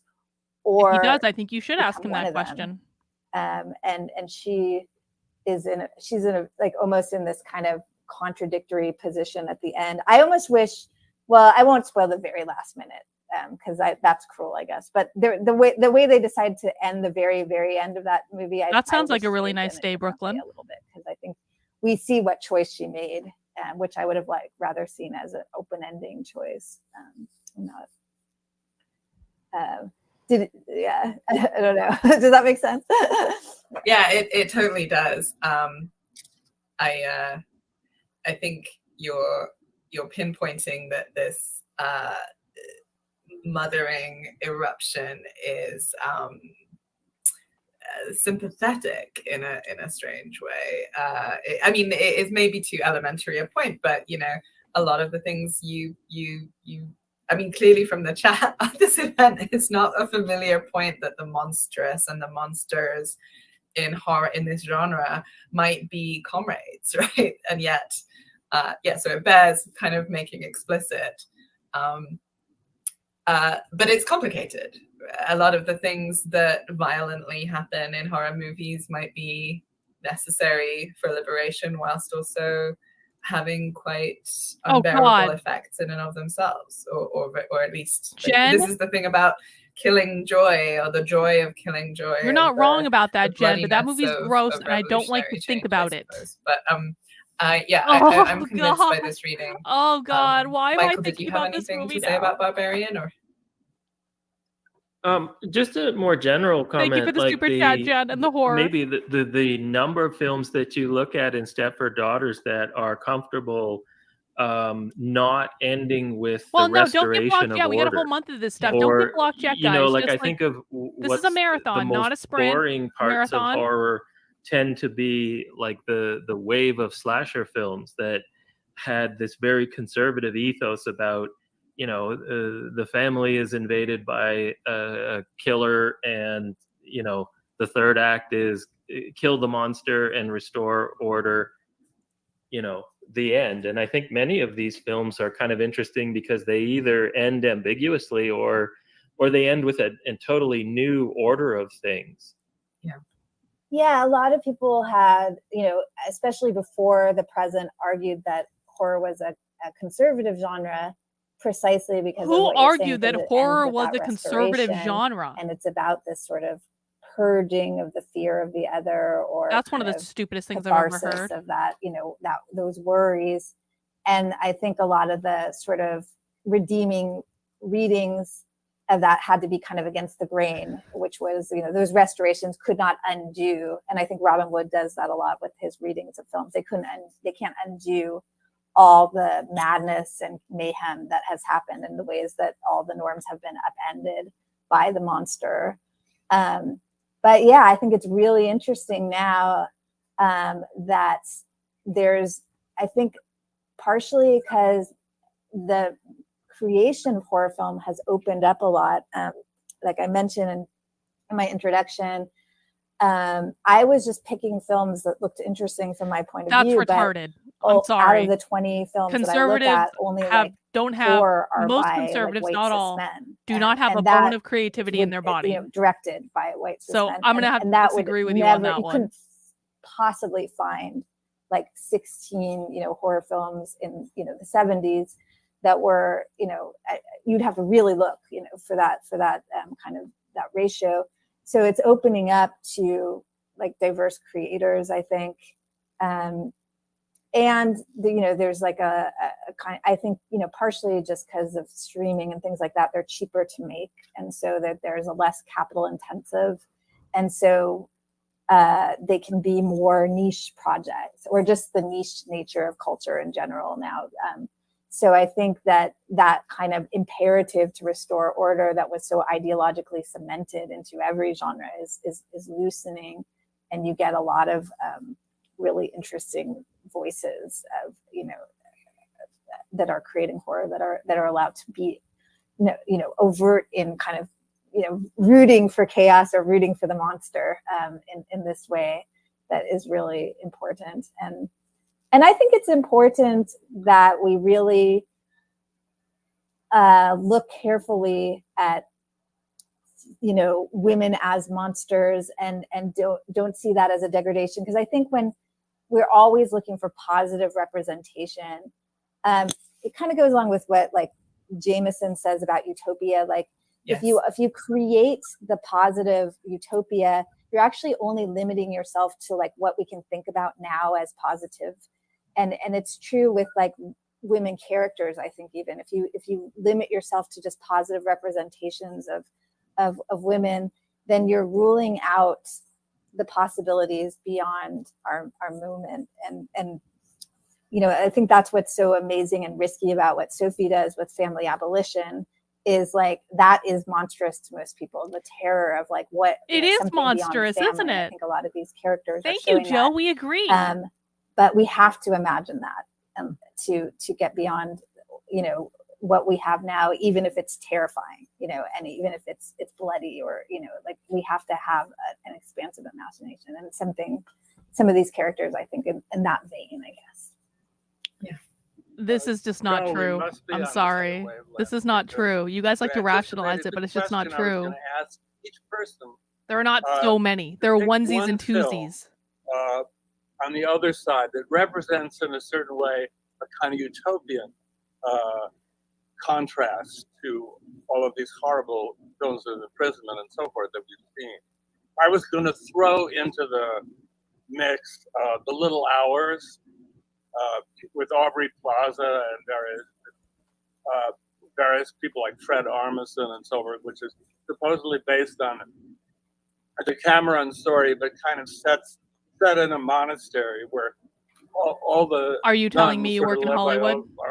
Aubrey Plaza going into the woods for very enjoyable witchcraft ceremonies, and male figures are all buffoon. And in a certain way, Aubrey Plaza, with her kind of insolent, take no shit, desire to explore anything attitude, seems to represent something that's totally opposite to the wide mouth, open screaming. So I would throw that in. Obviously you can find films like Daisies, un-American films, non-American films. But I'm wondering, among contemporary films that people might have seen, which ones do you think embody a certain utopian aspiration? One for each person. Shoplifters by Hirokazu Koreeda.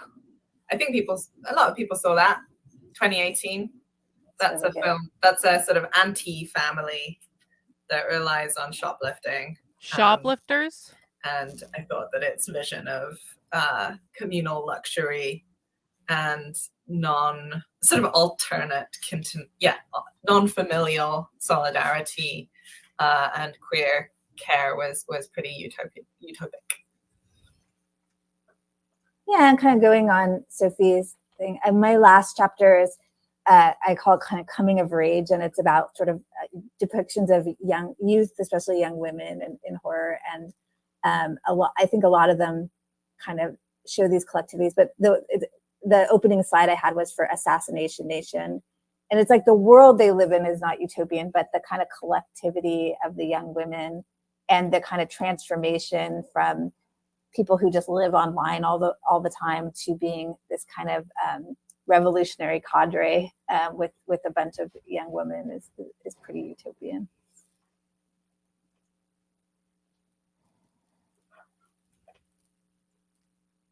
What about you, Michael?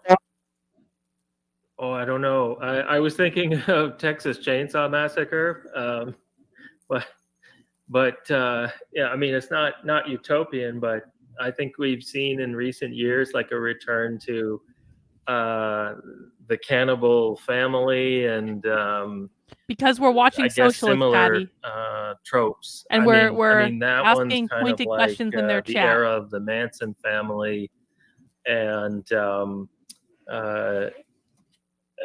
which just had its like 50th anniversary not long ago. But yeah, I I don't know. I can't think of many utopian expressions right now. I think I'll just settle with Texas Chainsaw. There's a good question here from chat. So I will read it then. If Joe were to write a script for a horror movie, what would it look like? What important elements would she include? The same question for all the panelists. Who asked that? Was that one of us? Everyone answer one after. Oh wow, that's super hard, but I just that? like what element. But I will say my housemates and I have been brainstorming a horror film for a long time. We're shifting into second gear with that's Everyday Therapist. I'll just tell you what that's about. Excellent job. Which is there's this old film from the 60s called Carnival of Souls, and it's about what do you guys think? Can I do a spoiler with that one? It's from the 60s. I don't know. Yeah, this is a great really question because it'll give us insight into how they think. Basically, this woman who is, gets in a car accident, and then she kind of like somehow and falls into the water, and somehow comes back a few hours later unhurt, and she goes on to do all this sort of this work as a church organist from town to town. And really is not involved with her job and not involved with other people and very dissociated. And it turns out at the end that she's been dead all along, but like it kind of goes along with her dissociation from her job. So we're thinking about redoing that with gig work and especially adjunct teaching of like a woman who is going around driving for Grubhub and doing adjunct teaching and only realizes towards the end that she's dead. So we're kind of a loose remake of the film. And so, yeah, I mean, I think it's an example of sort of thinking about feminized temporary labor in these sort of horror modes and the ways and the sort of kind of outsized emotions that it requires, and so it kind of has everything for me. So I don't know. That's we're in the stage of thinking we're going to do it as a guerrilla DIY film. So if anybody knows anything about film, please get in touch about making films. Get in touch with me. I'm actually going to answer that question by reading from Stepford Daughters, chapter 2. Here are some ideas I have for the scariest horror film ever. A woman is filmed clinging to the window ledge of the apartment she cleans. It is 7 stories up. She calls out to her employer for help. Hold me, hold me. The employer does not put down the camera.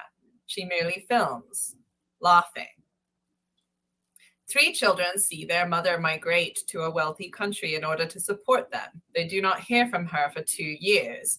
Finally, her body is found in the freezer of an abandoned apartment. And finally, a housekeeper becomes partially deaf after her employer sticks a pair of scissors in her ear. Oh my God! These people stories really are not trying fiction. to paint They are capitalists. real-life accounts of women who perform domestic work, right? Oh These are news stories. my God. That's, the thing that Joe kind of tempts us to conclude a lot of the time, that nothing can be as horrifying as capitalism, the reality of living as capitalism. That's the reality. Nothing can be as horrifying as capitalism. So that would be my contribution. Yeah, and that reminds me, I mean, that one of the arguments I'm trying to make is, it has to be real. Like, to me, horror is I couldn't watch the second two, like the second and the third one. I couldn't do it. Is often sentimental. I kind of want to try again, but I couldn't do it. And one example I like to use in contrast with the examples that Sophie brought up is Roma, which was hailed as this realist triumph. Oh, one of the right-wing lunatics about in the chat. A maid and the family that she lives with and the emotional ties they build. Everyone should go in the chat, say, who's that? And who's you kind of Carlin? have What to, are you if talking you're going to about? depict a maid in the family that she's so intimate with, focus on those sort of ties. But the films that I address in the chapter that Sophie's referencing to about women who do wage domestic work inside people's houses can actually show the real violence that are in those relationships, even if they're not overtly expressed, because it has kind of forms of estrangement, the Brechtian acting we're talking about, but also the sort of horror tropes like slow escalation of horror and the Gothic modes that help us see violence that isn't on the surface, and so is difficult to represent within the realist genre. So I guess that would be the more structural answer to that excellent question of like how you would write a script, is like, think about it as realism, right? How can I tell these stories that aren't getting told, and how can I use on the horror tropes to express the things that in naturalistic dialogue and framing that you can't really express because we have so much ideology like lumped onto the ways these relationships work in so-called realist cinema. Michael? I guess I would try to make a contribution to the workplace horror subgenre. There's quite a few that literalize the capitalist war of all against all and turn it into like the Belko experiment or something where, you're forced to literally eliminate your coworkers. But I would try to Belko is a good movie. develop it in such a way that it comes to terms with the rising eliminationist logic on the far right today, and how we are going to deal with that. Ooh, how are you going to deal with that? Yeah, so I mean, it would be part of the most dangerous game sort of subgenre that seems to have had a resurgence. Can someone in the ask past them 10 what years, the best movie is to illustrate the dangers of the far right? Like, what horror movie rhetoric of would best elimination illustrate the dangers of the far right in particular? And somehow we have to come to terms with that. Yeah, I mean, the other thing we haven't mentioned the book, Annie McClanahan's Dead Pledges, but I think she has a wonderful point, which I'll restate in my own words, probably mar in some way or other. But the notion is the traditional Ask them if they think The Purge is a good movie to illustrate the dangers of the far right. Captain, that was an excellent suggestion. The person keeps making choices, and the novel plays out in the climax as a consequence of their choice. But that particular form is very bad for registering things like the effects of capital or the financial crisis, which so far exceed an individual's action. This presentation is reminding me of a lot of movies I want to go back and watch now. Every attempt to write novels about the financial Thank you, crisis Celtic. Always gives us some sort of Great Gatsby-ish choice by Nick Carraway. Or people Oh, thank you, Kurt. Excellent. Someone who Beautifully chooses worded. to quit the hedge fund or to stay in the hedge fund. It just doesn't do for the scale of what we're dealing with, and that horror is the only genre, one of the only genres that, because of its stylization and its Brechtisization, that can essentially kind of make it work. And I don't know, that might bring us back to Parasite for a second, because there is someone who said that you cut out about the time you were talking about Parasite, and they're very interested in hearing what you have to say about Parasite, which is a good example of something dealing with capitalism. So why don't we just sort of take this as the last question or comment? No, we're asking important questions. Sure. Yeah, I think that might be one of the most amazing films. I have that one in my chapter that's about sort of emotional labor, and one of the things that I want to stress in the book is, even though that this feminist issue of emotional labor is not just women, right? It's all, so many laborers are feminized in that the work that they are required to do is gendered in this way of service work and various other forms of emotional work. And the ideological kind of problem of getting into that work is so well shown by the family of Parasite, because their thing is that they are so excellent at emotional labor that they wheedle their way to, they think they're going to kind of rise in class from these like living underground pizza box makers into this, like, and they do, they end up all moving into this house on a hill, like vertically moving up in the world. But because emotional labor requires what Arlie Hochschild calls like deep acting, it sort of infuses their whole personality, and they become the person they're acting, and they can't see the way that the labor is being extracted. This is fair use. I'm transforming it. It's a reaction stream. And so you see the film, kind of fulfill this parabola where they rise and rise and rise, but they end up lower than they started, because we've been reacting the whole time, and transforming this from its original content. And they don't see that it's actually preventing them from having solidarity with other working class people. So they can cry all they want. See themselves as better at this, and people who can join this higher class. But what causes their downfall is that they run into other working class people who are also trying to, and instead of fighting the boss, they fight each other, and they all lose, right?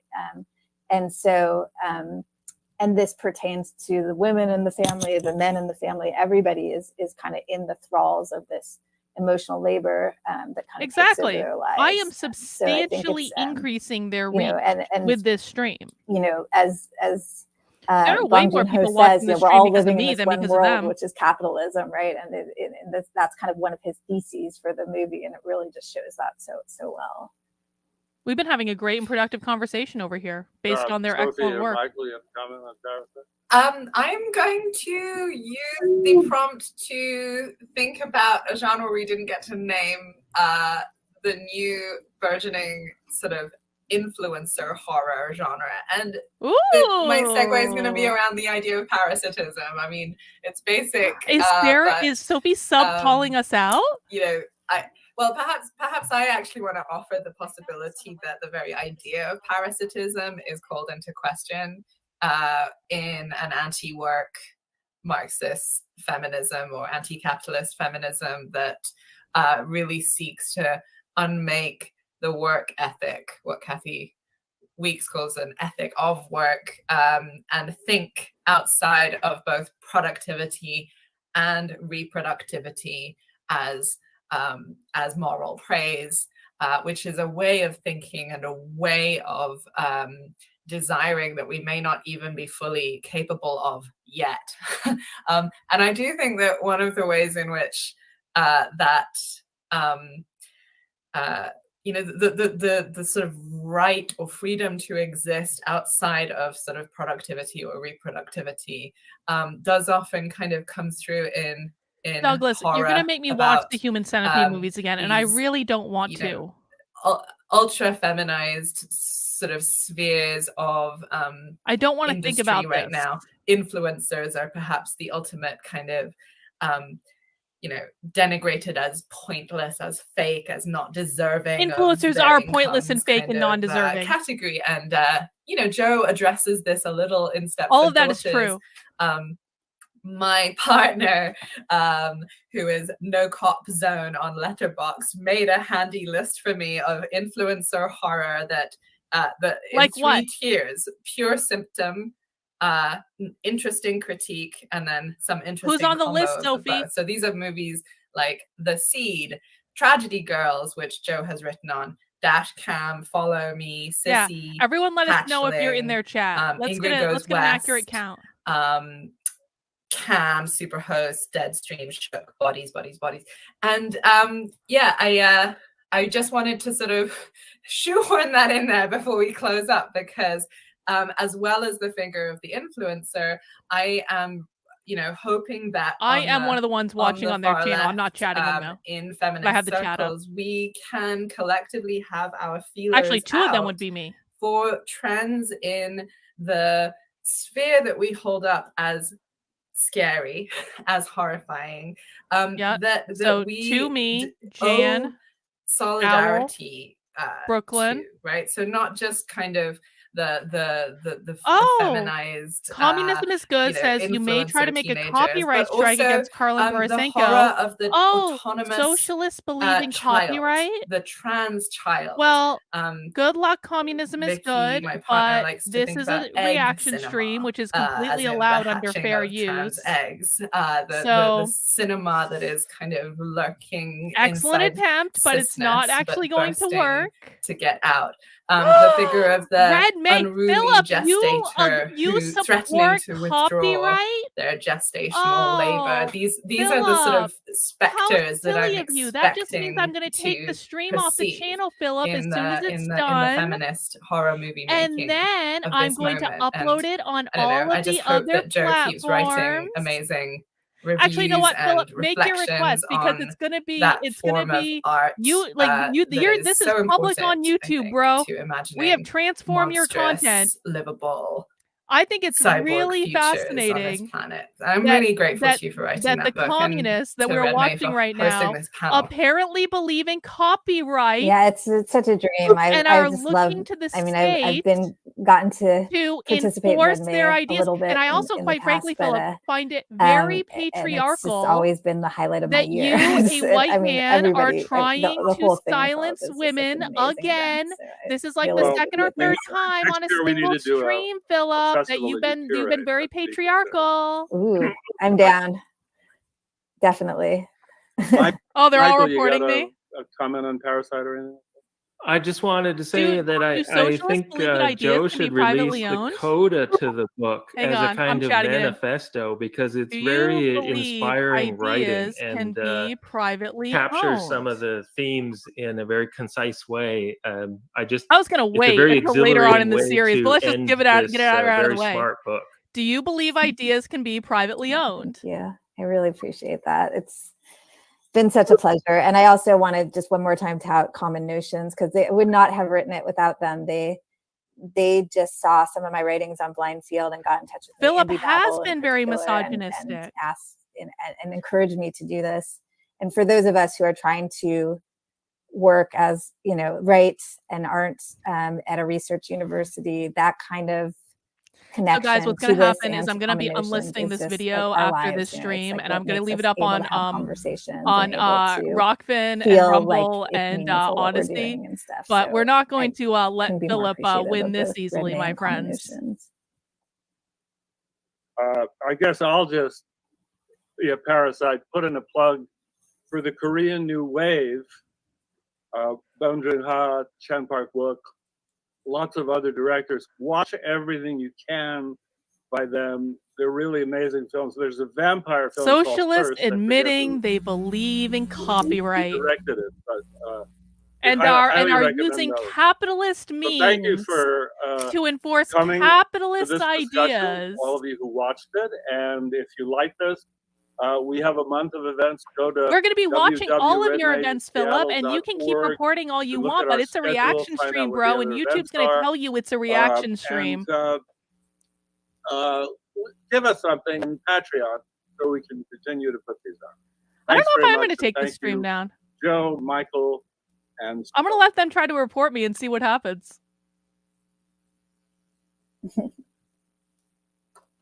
All right. Well, I guess, guys, that is the end of Red May for today. Well, that was eventful. We've discovered that socialists and communists believe in copyright or are trying to use capitalist systems against people that are simply trying to spread their ideas. I was very clear that I didn't want people shitposting in their chat. I tried to keep things nice and civil. Isn't that funny, though, that the truth and the lack of principles always comes out as soon as they're given an opportunity. So here's what's going to happen. You know what? Philip can try to report this stream all he wants, but the fact is that this is a reaction stream. This is completely within YouTube's fair use. It's also an educational stream. It also is like no one was prevented from going and watching their stream. I have meta streamed countless presentations like this, and YouTube has never once. I will put reaction stream in the title right after this. That's a great idea. YouTube has never once given me a copyright strike for this, and I don't think that they will. No, I'm not going to be safe and take it down. I'm gonna tempt fate on this one. We're gonna see, because I don't think that YouTube is going to do anything. Because I've had people try to report me for this before. And do you know what happens when people try to report me for this? Is I get an email from YouTube saying, this person reported you, but this is obviously a reaction stream, and so we're not going to do anything.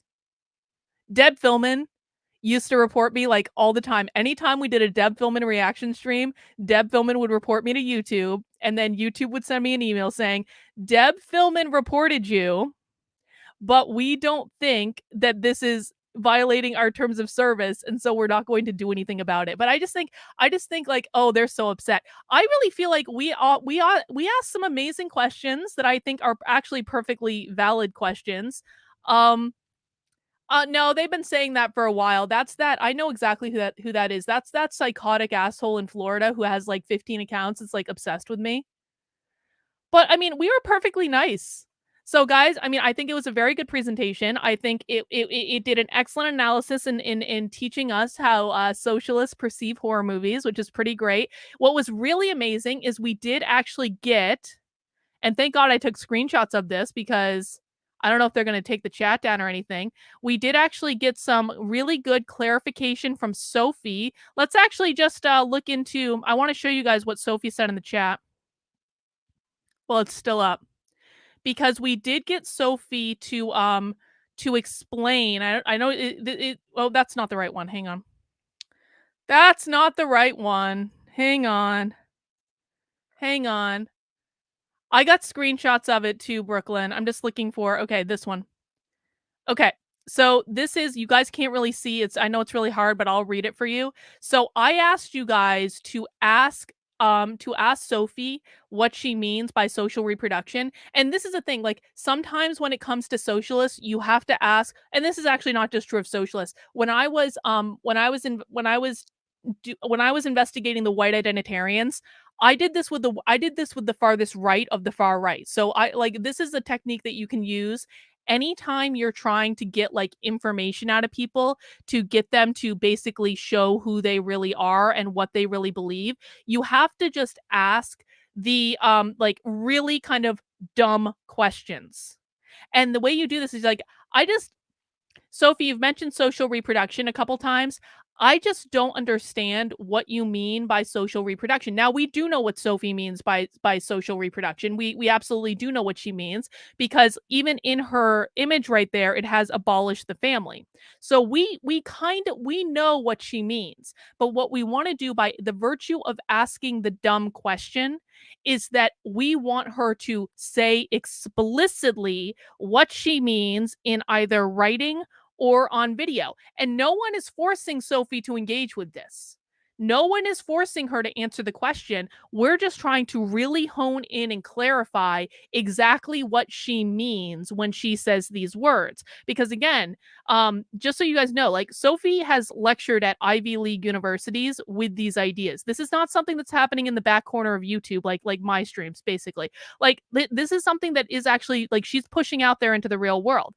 And so asking a dumb question, like, I forget who asked it, but I think it was maybe Jan or maybe Shannon asked it. A bunch of people did it at the same time. What do you mean by social reproduction?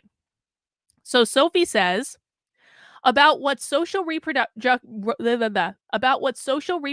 refers to, Joe writes that social reproduction feminisms hold that from the beginning, capitalism has demanded a separation of spheres.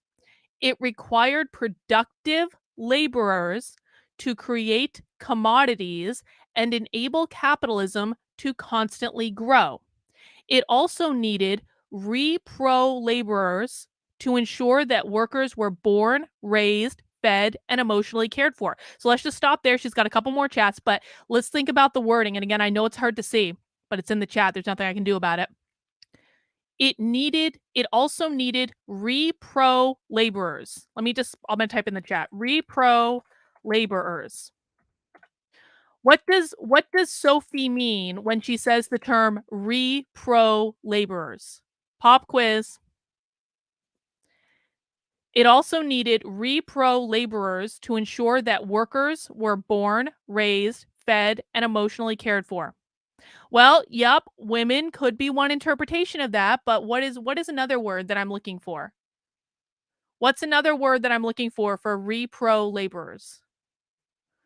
No, they won't. YouTube doesn't actually, like, you guys think that YouTube is way more evil than it is most of the time. There's really nothing they can do about this. Like, there's truly nothing they can do about it. Parents, specifically childbearers or mothers.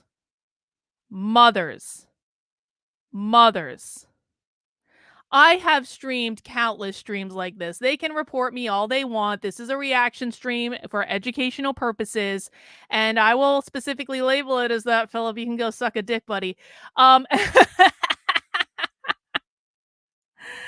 So Sophie says it needed repro laborers to ensure that workers were born, raised, fed, and emotionally cared for. All right, now let's just replace the term repro laborers with mothers and see what this means. Joe writes that social reproduction feminisms hold that from the beginning, capitalism demanded a separation of spheres. It being capitalism, required productive laborers to create commodities and enable capitalism to constantly grow. But it also needed mothers to ensure that workers were born, raised, fed, and emotionally cared for. That's what she means when she says repro laborers under social reproduction. Under capitalism, the ongoing strategy is to produce and maintain the separation of spheres has always been gendered. What she means by that is the separation of, like, women in the private home raising the children and the men going out and creating these capitalist, patriarchal, oppressive systems within the public sphere.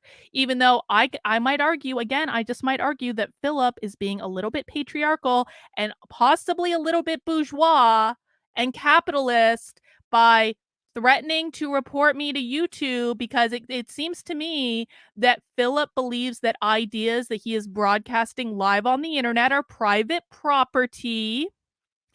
I just don't think that Philip is being a good, upstanding steward of communism today because Philip seems to believe that he has some sort of private ownership over ideas that he was broadcasting live on the internet.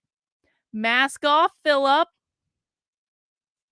Philip, if I get a copyright strike from you, it will be like the greatest thing that you've ever done, which I don't think they're actually going to do because I've done this countless times and they've never done shit before. So I'm not actually worried about that. But like if I get a copyright strike from this, it will 100% be worth it. And Philip, I already have the recording saved and it's already being streamed on 3 other platforms. You're not getting rid of this recording, Philip. No matter what you do, Philip, it doesn't matter. The recording is on the internet forever. Anyway, to continue, Sophie concludes, as Leopoldina, I don't know how to pronounce that name, pithily puts, women's reproductive labor is the creation of value that must appear otherwise. So she's saying that when women become mothers in the private household, that is the creation of laborers, the creation of value under capitalism that they're just disguising as something else. So I think that this was actually, I mean, listen, I thought the presentation was actually interesting. Like they reminded me of horror movies that I haven't seen in a really long time. We had a great discussion in the chat. I thought that Akshay's point about Alien versus Predator being social or being collectivist versus individualism, because Alien is inherently collectivist, whereas Predator are inherently individuals. And then they came and had a war in Antarctica in Alien versus Predator, which my husband made me watch, which I didn't want to watch, but actually turned out to be really good. I enjoyed it. So I thought that point was really well done by Akshay. Let's see. I thought Yasmin was the queen of the chat for tonight because Yasmin popped in with, this was so fucking brilliant. Yasmin was trying to ingratiate herself to, and this is, Yasmin can get away with this because Yasmin is a Black trans woman. And remember, progressive stack means that Yasmin is the most oppressed of any person because Yasmin is not only Black but trans, so there's intersectionality. So Yasmin is at the very top of the oppression hierarchy, and so Yasmin came in like a champion and was trying to ingratiate herself. And Yasmin said, "Hi Sophie, I'm a Black trans woman, and I had a really bad experience with my family as a child for being queer. Do you have any plans you can implement to help other children from being traumatized too?" Because even and what was so great about Yasmin's question, this was so effing subversive. Because Yasmin used her perceived oppression by these people, not by us, because we love Yasmin. Yasmin's a very valuable member of the community. But she knows that they perceive her to be oppressed and, you know, and marginalized and all this stuff. And Yasmin thinks these people are crazy. And so what Yasmin did is used her perceived oppression points to ask a question that was trying to get Sophie and company to spill the beans about what they actually think. So again, the question she asked is, do you have any plans you can implement to help other children from being traumatized too? Like, fucking beautiful, Yasmin. Because it's like, it's saying, Sophie, your ideas are valid and you're going to help protect Black trans women like me. What ideas do you have that will protect other future Black trans women? And then Yasmin says, I had a good childhood. I just made that up. But guys, this is the type of question that we need to be asking when we're going into now. Like you guys know, like I don't like the shit posting is fine, but the shit posting and going in and saying, why are you engaging in capitalism if you're socialist? That's not going to get us anywhere. What's going to get us places is people like Yasmin coming in and we're like, how are you going to help poor oppressed people like me? Because what Yasmin is going to get them to do is to spill the beans about what they really think. All right, let me see. What else do we learn today? I just want to once again, I think that Philip acted very patriarchal and misogynistic when he refused to allow Brooklyn to ask a question in the chat, because Brooklyn's questions were actually really good in the chat. Let's see, we had a win from Everyday Therapist. Everyday Therapist actually got her question asked on the stream, which was, if any of you could write a horror movie, what would you write? I'm not sure when you asked that question, Everyday Therapist, but it was very well done. I loved it when that jackass was like, Carolyn's streaming this. And by the way, guys, this person is alleges to be a conservative and and hate watches every single one of my streams because they're obsessed with me and follows me around to try to sabotage every single thing that I do. That doesn't come from the left for me. It comes from the right, believe it or not. But everyone was like, oh, who's Carlin? We don't know who that is. That was really well done. I really would have liked them to answer the question about the purge. I thought that the purge, like, we were basically teeing them up with, like, does the purge represent conservatives? Like, does the purge represent capitalism? Like, can we, like, that was like such a fucking softball they could have answered, and they didn't, and I was really upset about that.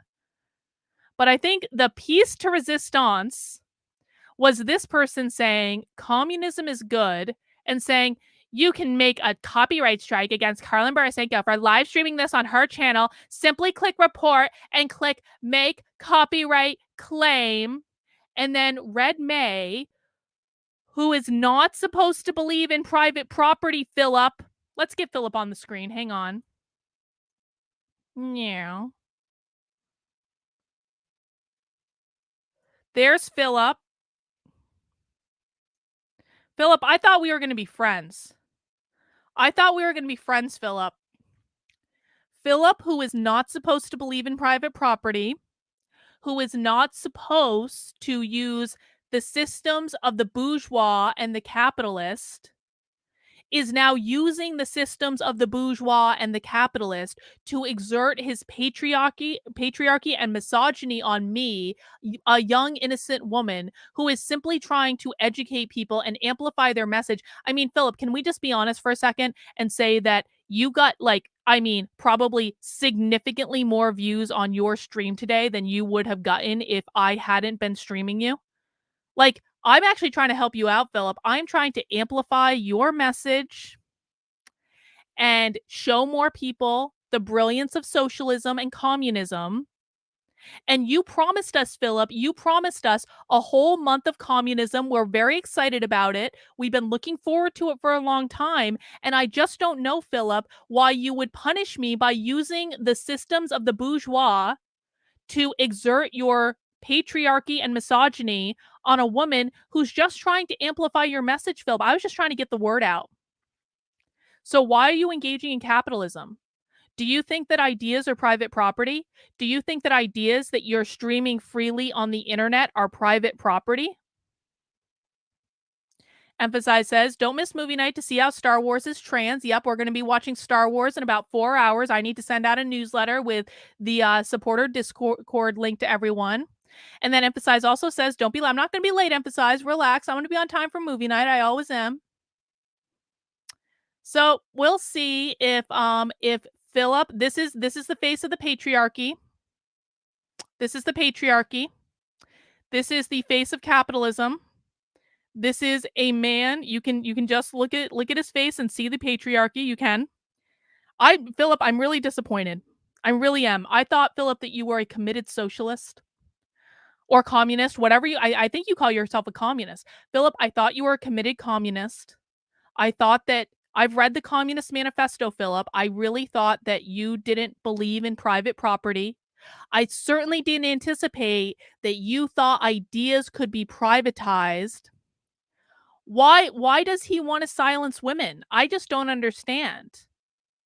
Why does he want to silence women? I mean, I'm clearly like Philip has inherent male privilege and white male privilege at that. It just makes no sense to me, Philip. You guys aren't supposed to believe in private property. You guys aren't supposed to believe in using the tools of the capitalist. You guys aren't supposed to believe in being bourgeois. You guys aren't supposed to believe in any of this stuff, and yet you're going to try to report me to YouTube for a copyright strike? I mean, good luck. I don't think you're going to win, but you can try. And if you do end up giving me a copyright strike, Philip, what I'm going to do is blast all over the internet proof that you don't actually believe the ideas that you claim to believe as a committed communist. We were really looking forward to following Red May.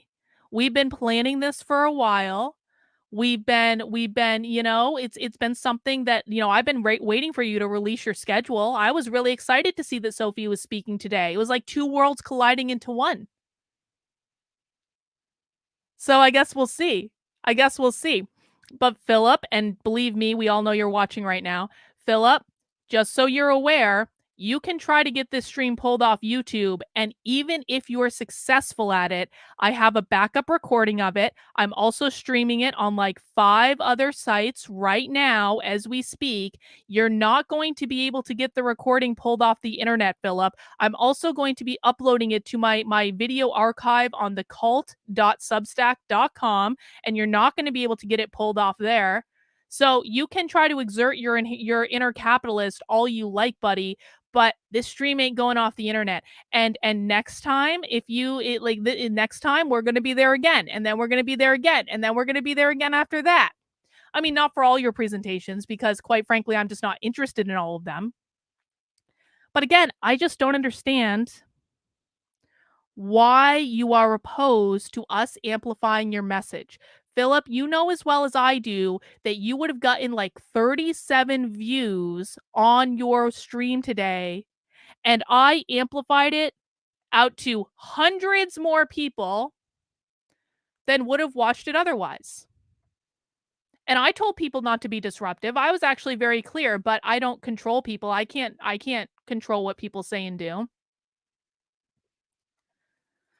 I think that we are fighting for the oppressed today. We're trying to take power away from the straight white men. Like, would Philip turn around and say we're the capitalist oppressors? I mean, I didn't really make any money off this stream today, so I don't know how I could be considered capitalist. I could have been doing way more capitalist things today than watching this. Anyway, guys. They will claim it's personal property, and that's not the same as private property. I don't think that they will, because I don't think that they distinguish like that. I don't think that they do. Anyway, so I guess we'll see. But guys, I'm going to wrap it up there. Excellent job today, everyone. Excellent work. We all did a great job. This is a reaction stream. I'm going to go in and clearly label it a reaction stream, so YouTube ain't going to do shit, Philip. And yep. Well, I don't think I'm condescending, Val. I think I'm just pointing out facts that Philip, Philip, I thought that you were a good communist. Philip, we were going to be best friends. We were. I'm already best friends with Heron Greensmith, who is the socialist reproductive justice activist. That's the BU law professor. I'm already best friends with Amy Littlefield, who is the socialist reproductive justice journalist. I'm already best friends with Sophie. I've been best friends with Sophie for like a really long time. And now, Philip, I really thought that we were going to be best friends. I did. I love your content, Philip. I love Red May. I watch Red May like all the time. We watch Red May like all the effing time. We were really looking forward to it, Philip. You were going to produce your content. I was going to amplify your content. We were basically partners in this, Philip. Philip, do you know that I have socialists that watch my channel and they try to come in and talk to us about socialism? And we have a nice relationship. We had Autumn last night coming in and talking to the chat about what she believes as a socialist, and everyone was very nice. It was very cordial, a beautiful exchange of ideas. And Philip, I thought that we were going to have the same relationship. And so, but if you're going to embrace capitalist bourgeois ideals like copyright to try to censor women, Philip, I just think you need to have a long look in the mirror. And I think you need to ask yourself, are you really a communist, Philip? Do you really believe in this stuff? Because, Philip, here's the thing. Principles only matter when you follow them when they are inconvenient. You can't tell what someone really believes when they're doing things that are convenient. You can only judge a person and their principles based off of what they do when those principles become inconvenient to what they emotionally want. So I know right now, Philip, you want to emotionally report me to YouTube for copyright, but I really think that you just need to take a step back and remind yourself that you're supposed to be a communist. Would a real communist invoke the bourgeois concept of copyright?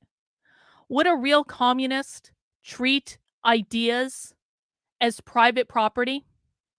Would a real and committed communist prevent the dissemination of those ideas to a much wider audience than they would have gotten before? I mean, I just think that, Philip, we're going to see who you really are in this. And I believe in you, Philip. I believe that you are a communist. And I believe that you can follow the ideals that you have been preaching to people probably your entire life. And I'm just really rooting for you, Philip.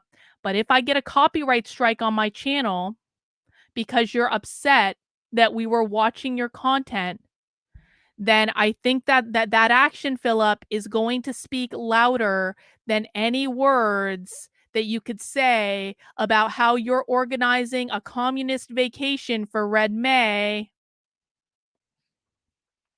So we'll see, buddy.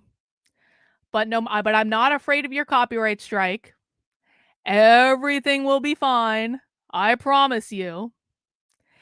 And regardless of whether you do it or not, or get away with it, because again, I don't think YouTube is going to allow you to do it. I still have your shit all over the internet in many other places, and it will continue to be all over the internet in many other places, and there ain't nothing you can do about it. All right, guys, I got to go write a newsletter. Again, if you want to support the work I'm doing, hang on, let me get off that for a second. If you guys want to support the work I'm doing and come to movie night tonight, which is going to be in a couple hours, I'm going to be sending out the supporter Discord invitation. Jenny's getting inky with it. Says the convo in his head as he ponders these things would make for a good horror movie. I agree. So guys, if you are a member of this YouTube channel, in the community tab, like a monthly member, in the community tab, in probably less than an hour, you're going to find a link to my supporter Discord to come and join us. If you are a paying member of my locals community, I'm going to post the Discord link to locals. If you are a paying member of my Patreon, I'm going to post the Discord link to Patreon. And if you are a paying member of my Substack, I will be sending out an email that looks like this very soon. It's called the Unwoke Roundup. And in the Unwoke Roundup, at the bottom of the email, you got to scroll through the stuff first because I have to keep it behind a paywall. At the bottom of the email, you're going to see this section called Supporter Perks. I'm not going to scroll past it for right now because I'm logged in under my own account, so you're going to be able to see it. But at the very end of the email, you're going to find the link to the supporter Discord. And you're also going to find the links to our weekly Zoom calls that we do on Mondays and Wednesdays. So if you would like to come and watch Star Wars with us, we are getting started. Hang on, let me get the movie night promo up. Sid the Cat, thank you for becoming a member of the channel. I do appreciate it. We are going to be watching Star Wars at 8 p.m. in the supporter Discord, and that's going to be great. Julie, thank you for the super sticker. I do appreciate it. And so come and join us tonight. We do trivia. It's really fun, laid back. We've done a lot of socialism this week. Time to relax, kick up our feet, watch a movie. Star Wars is my favorite movie, but I'm watching it anyway because that's the kind of host that I am. But that's what's going on there, guys. And of course, I will be back tomorrow at 5 p.m.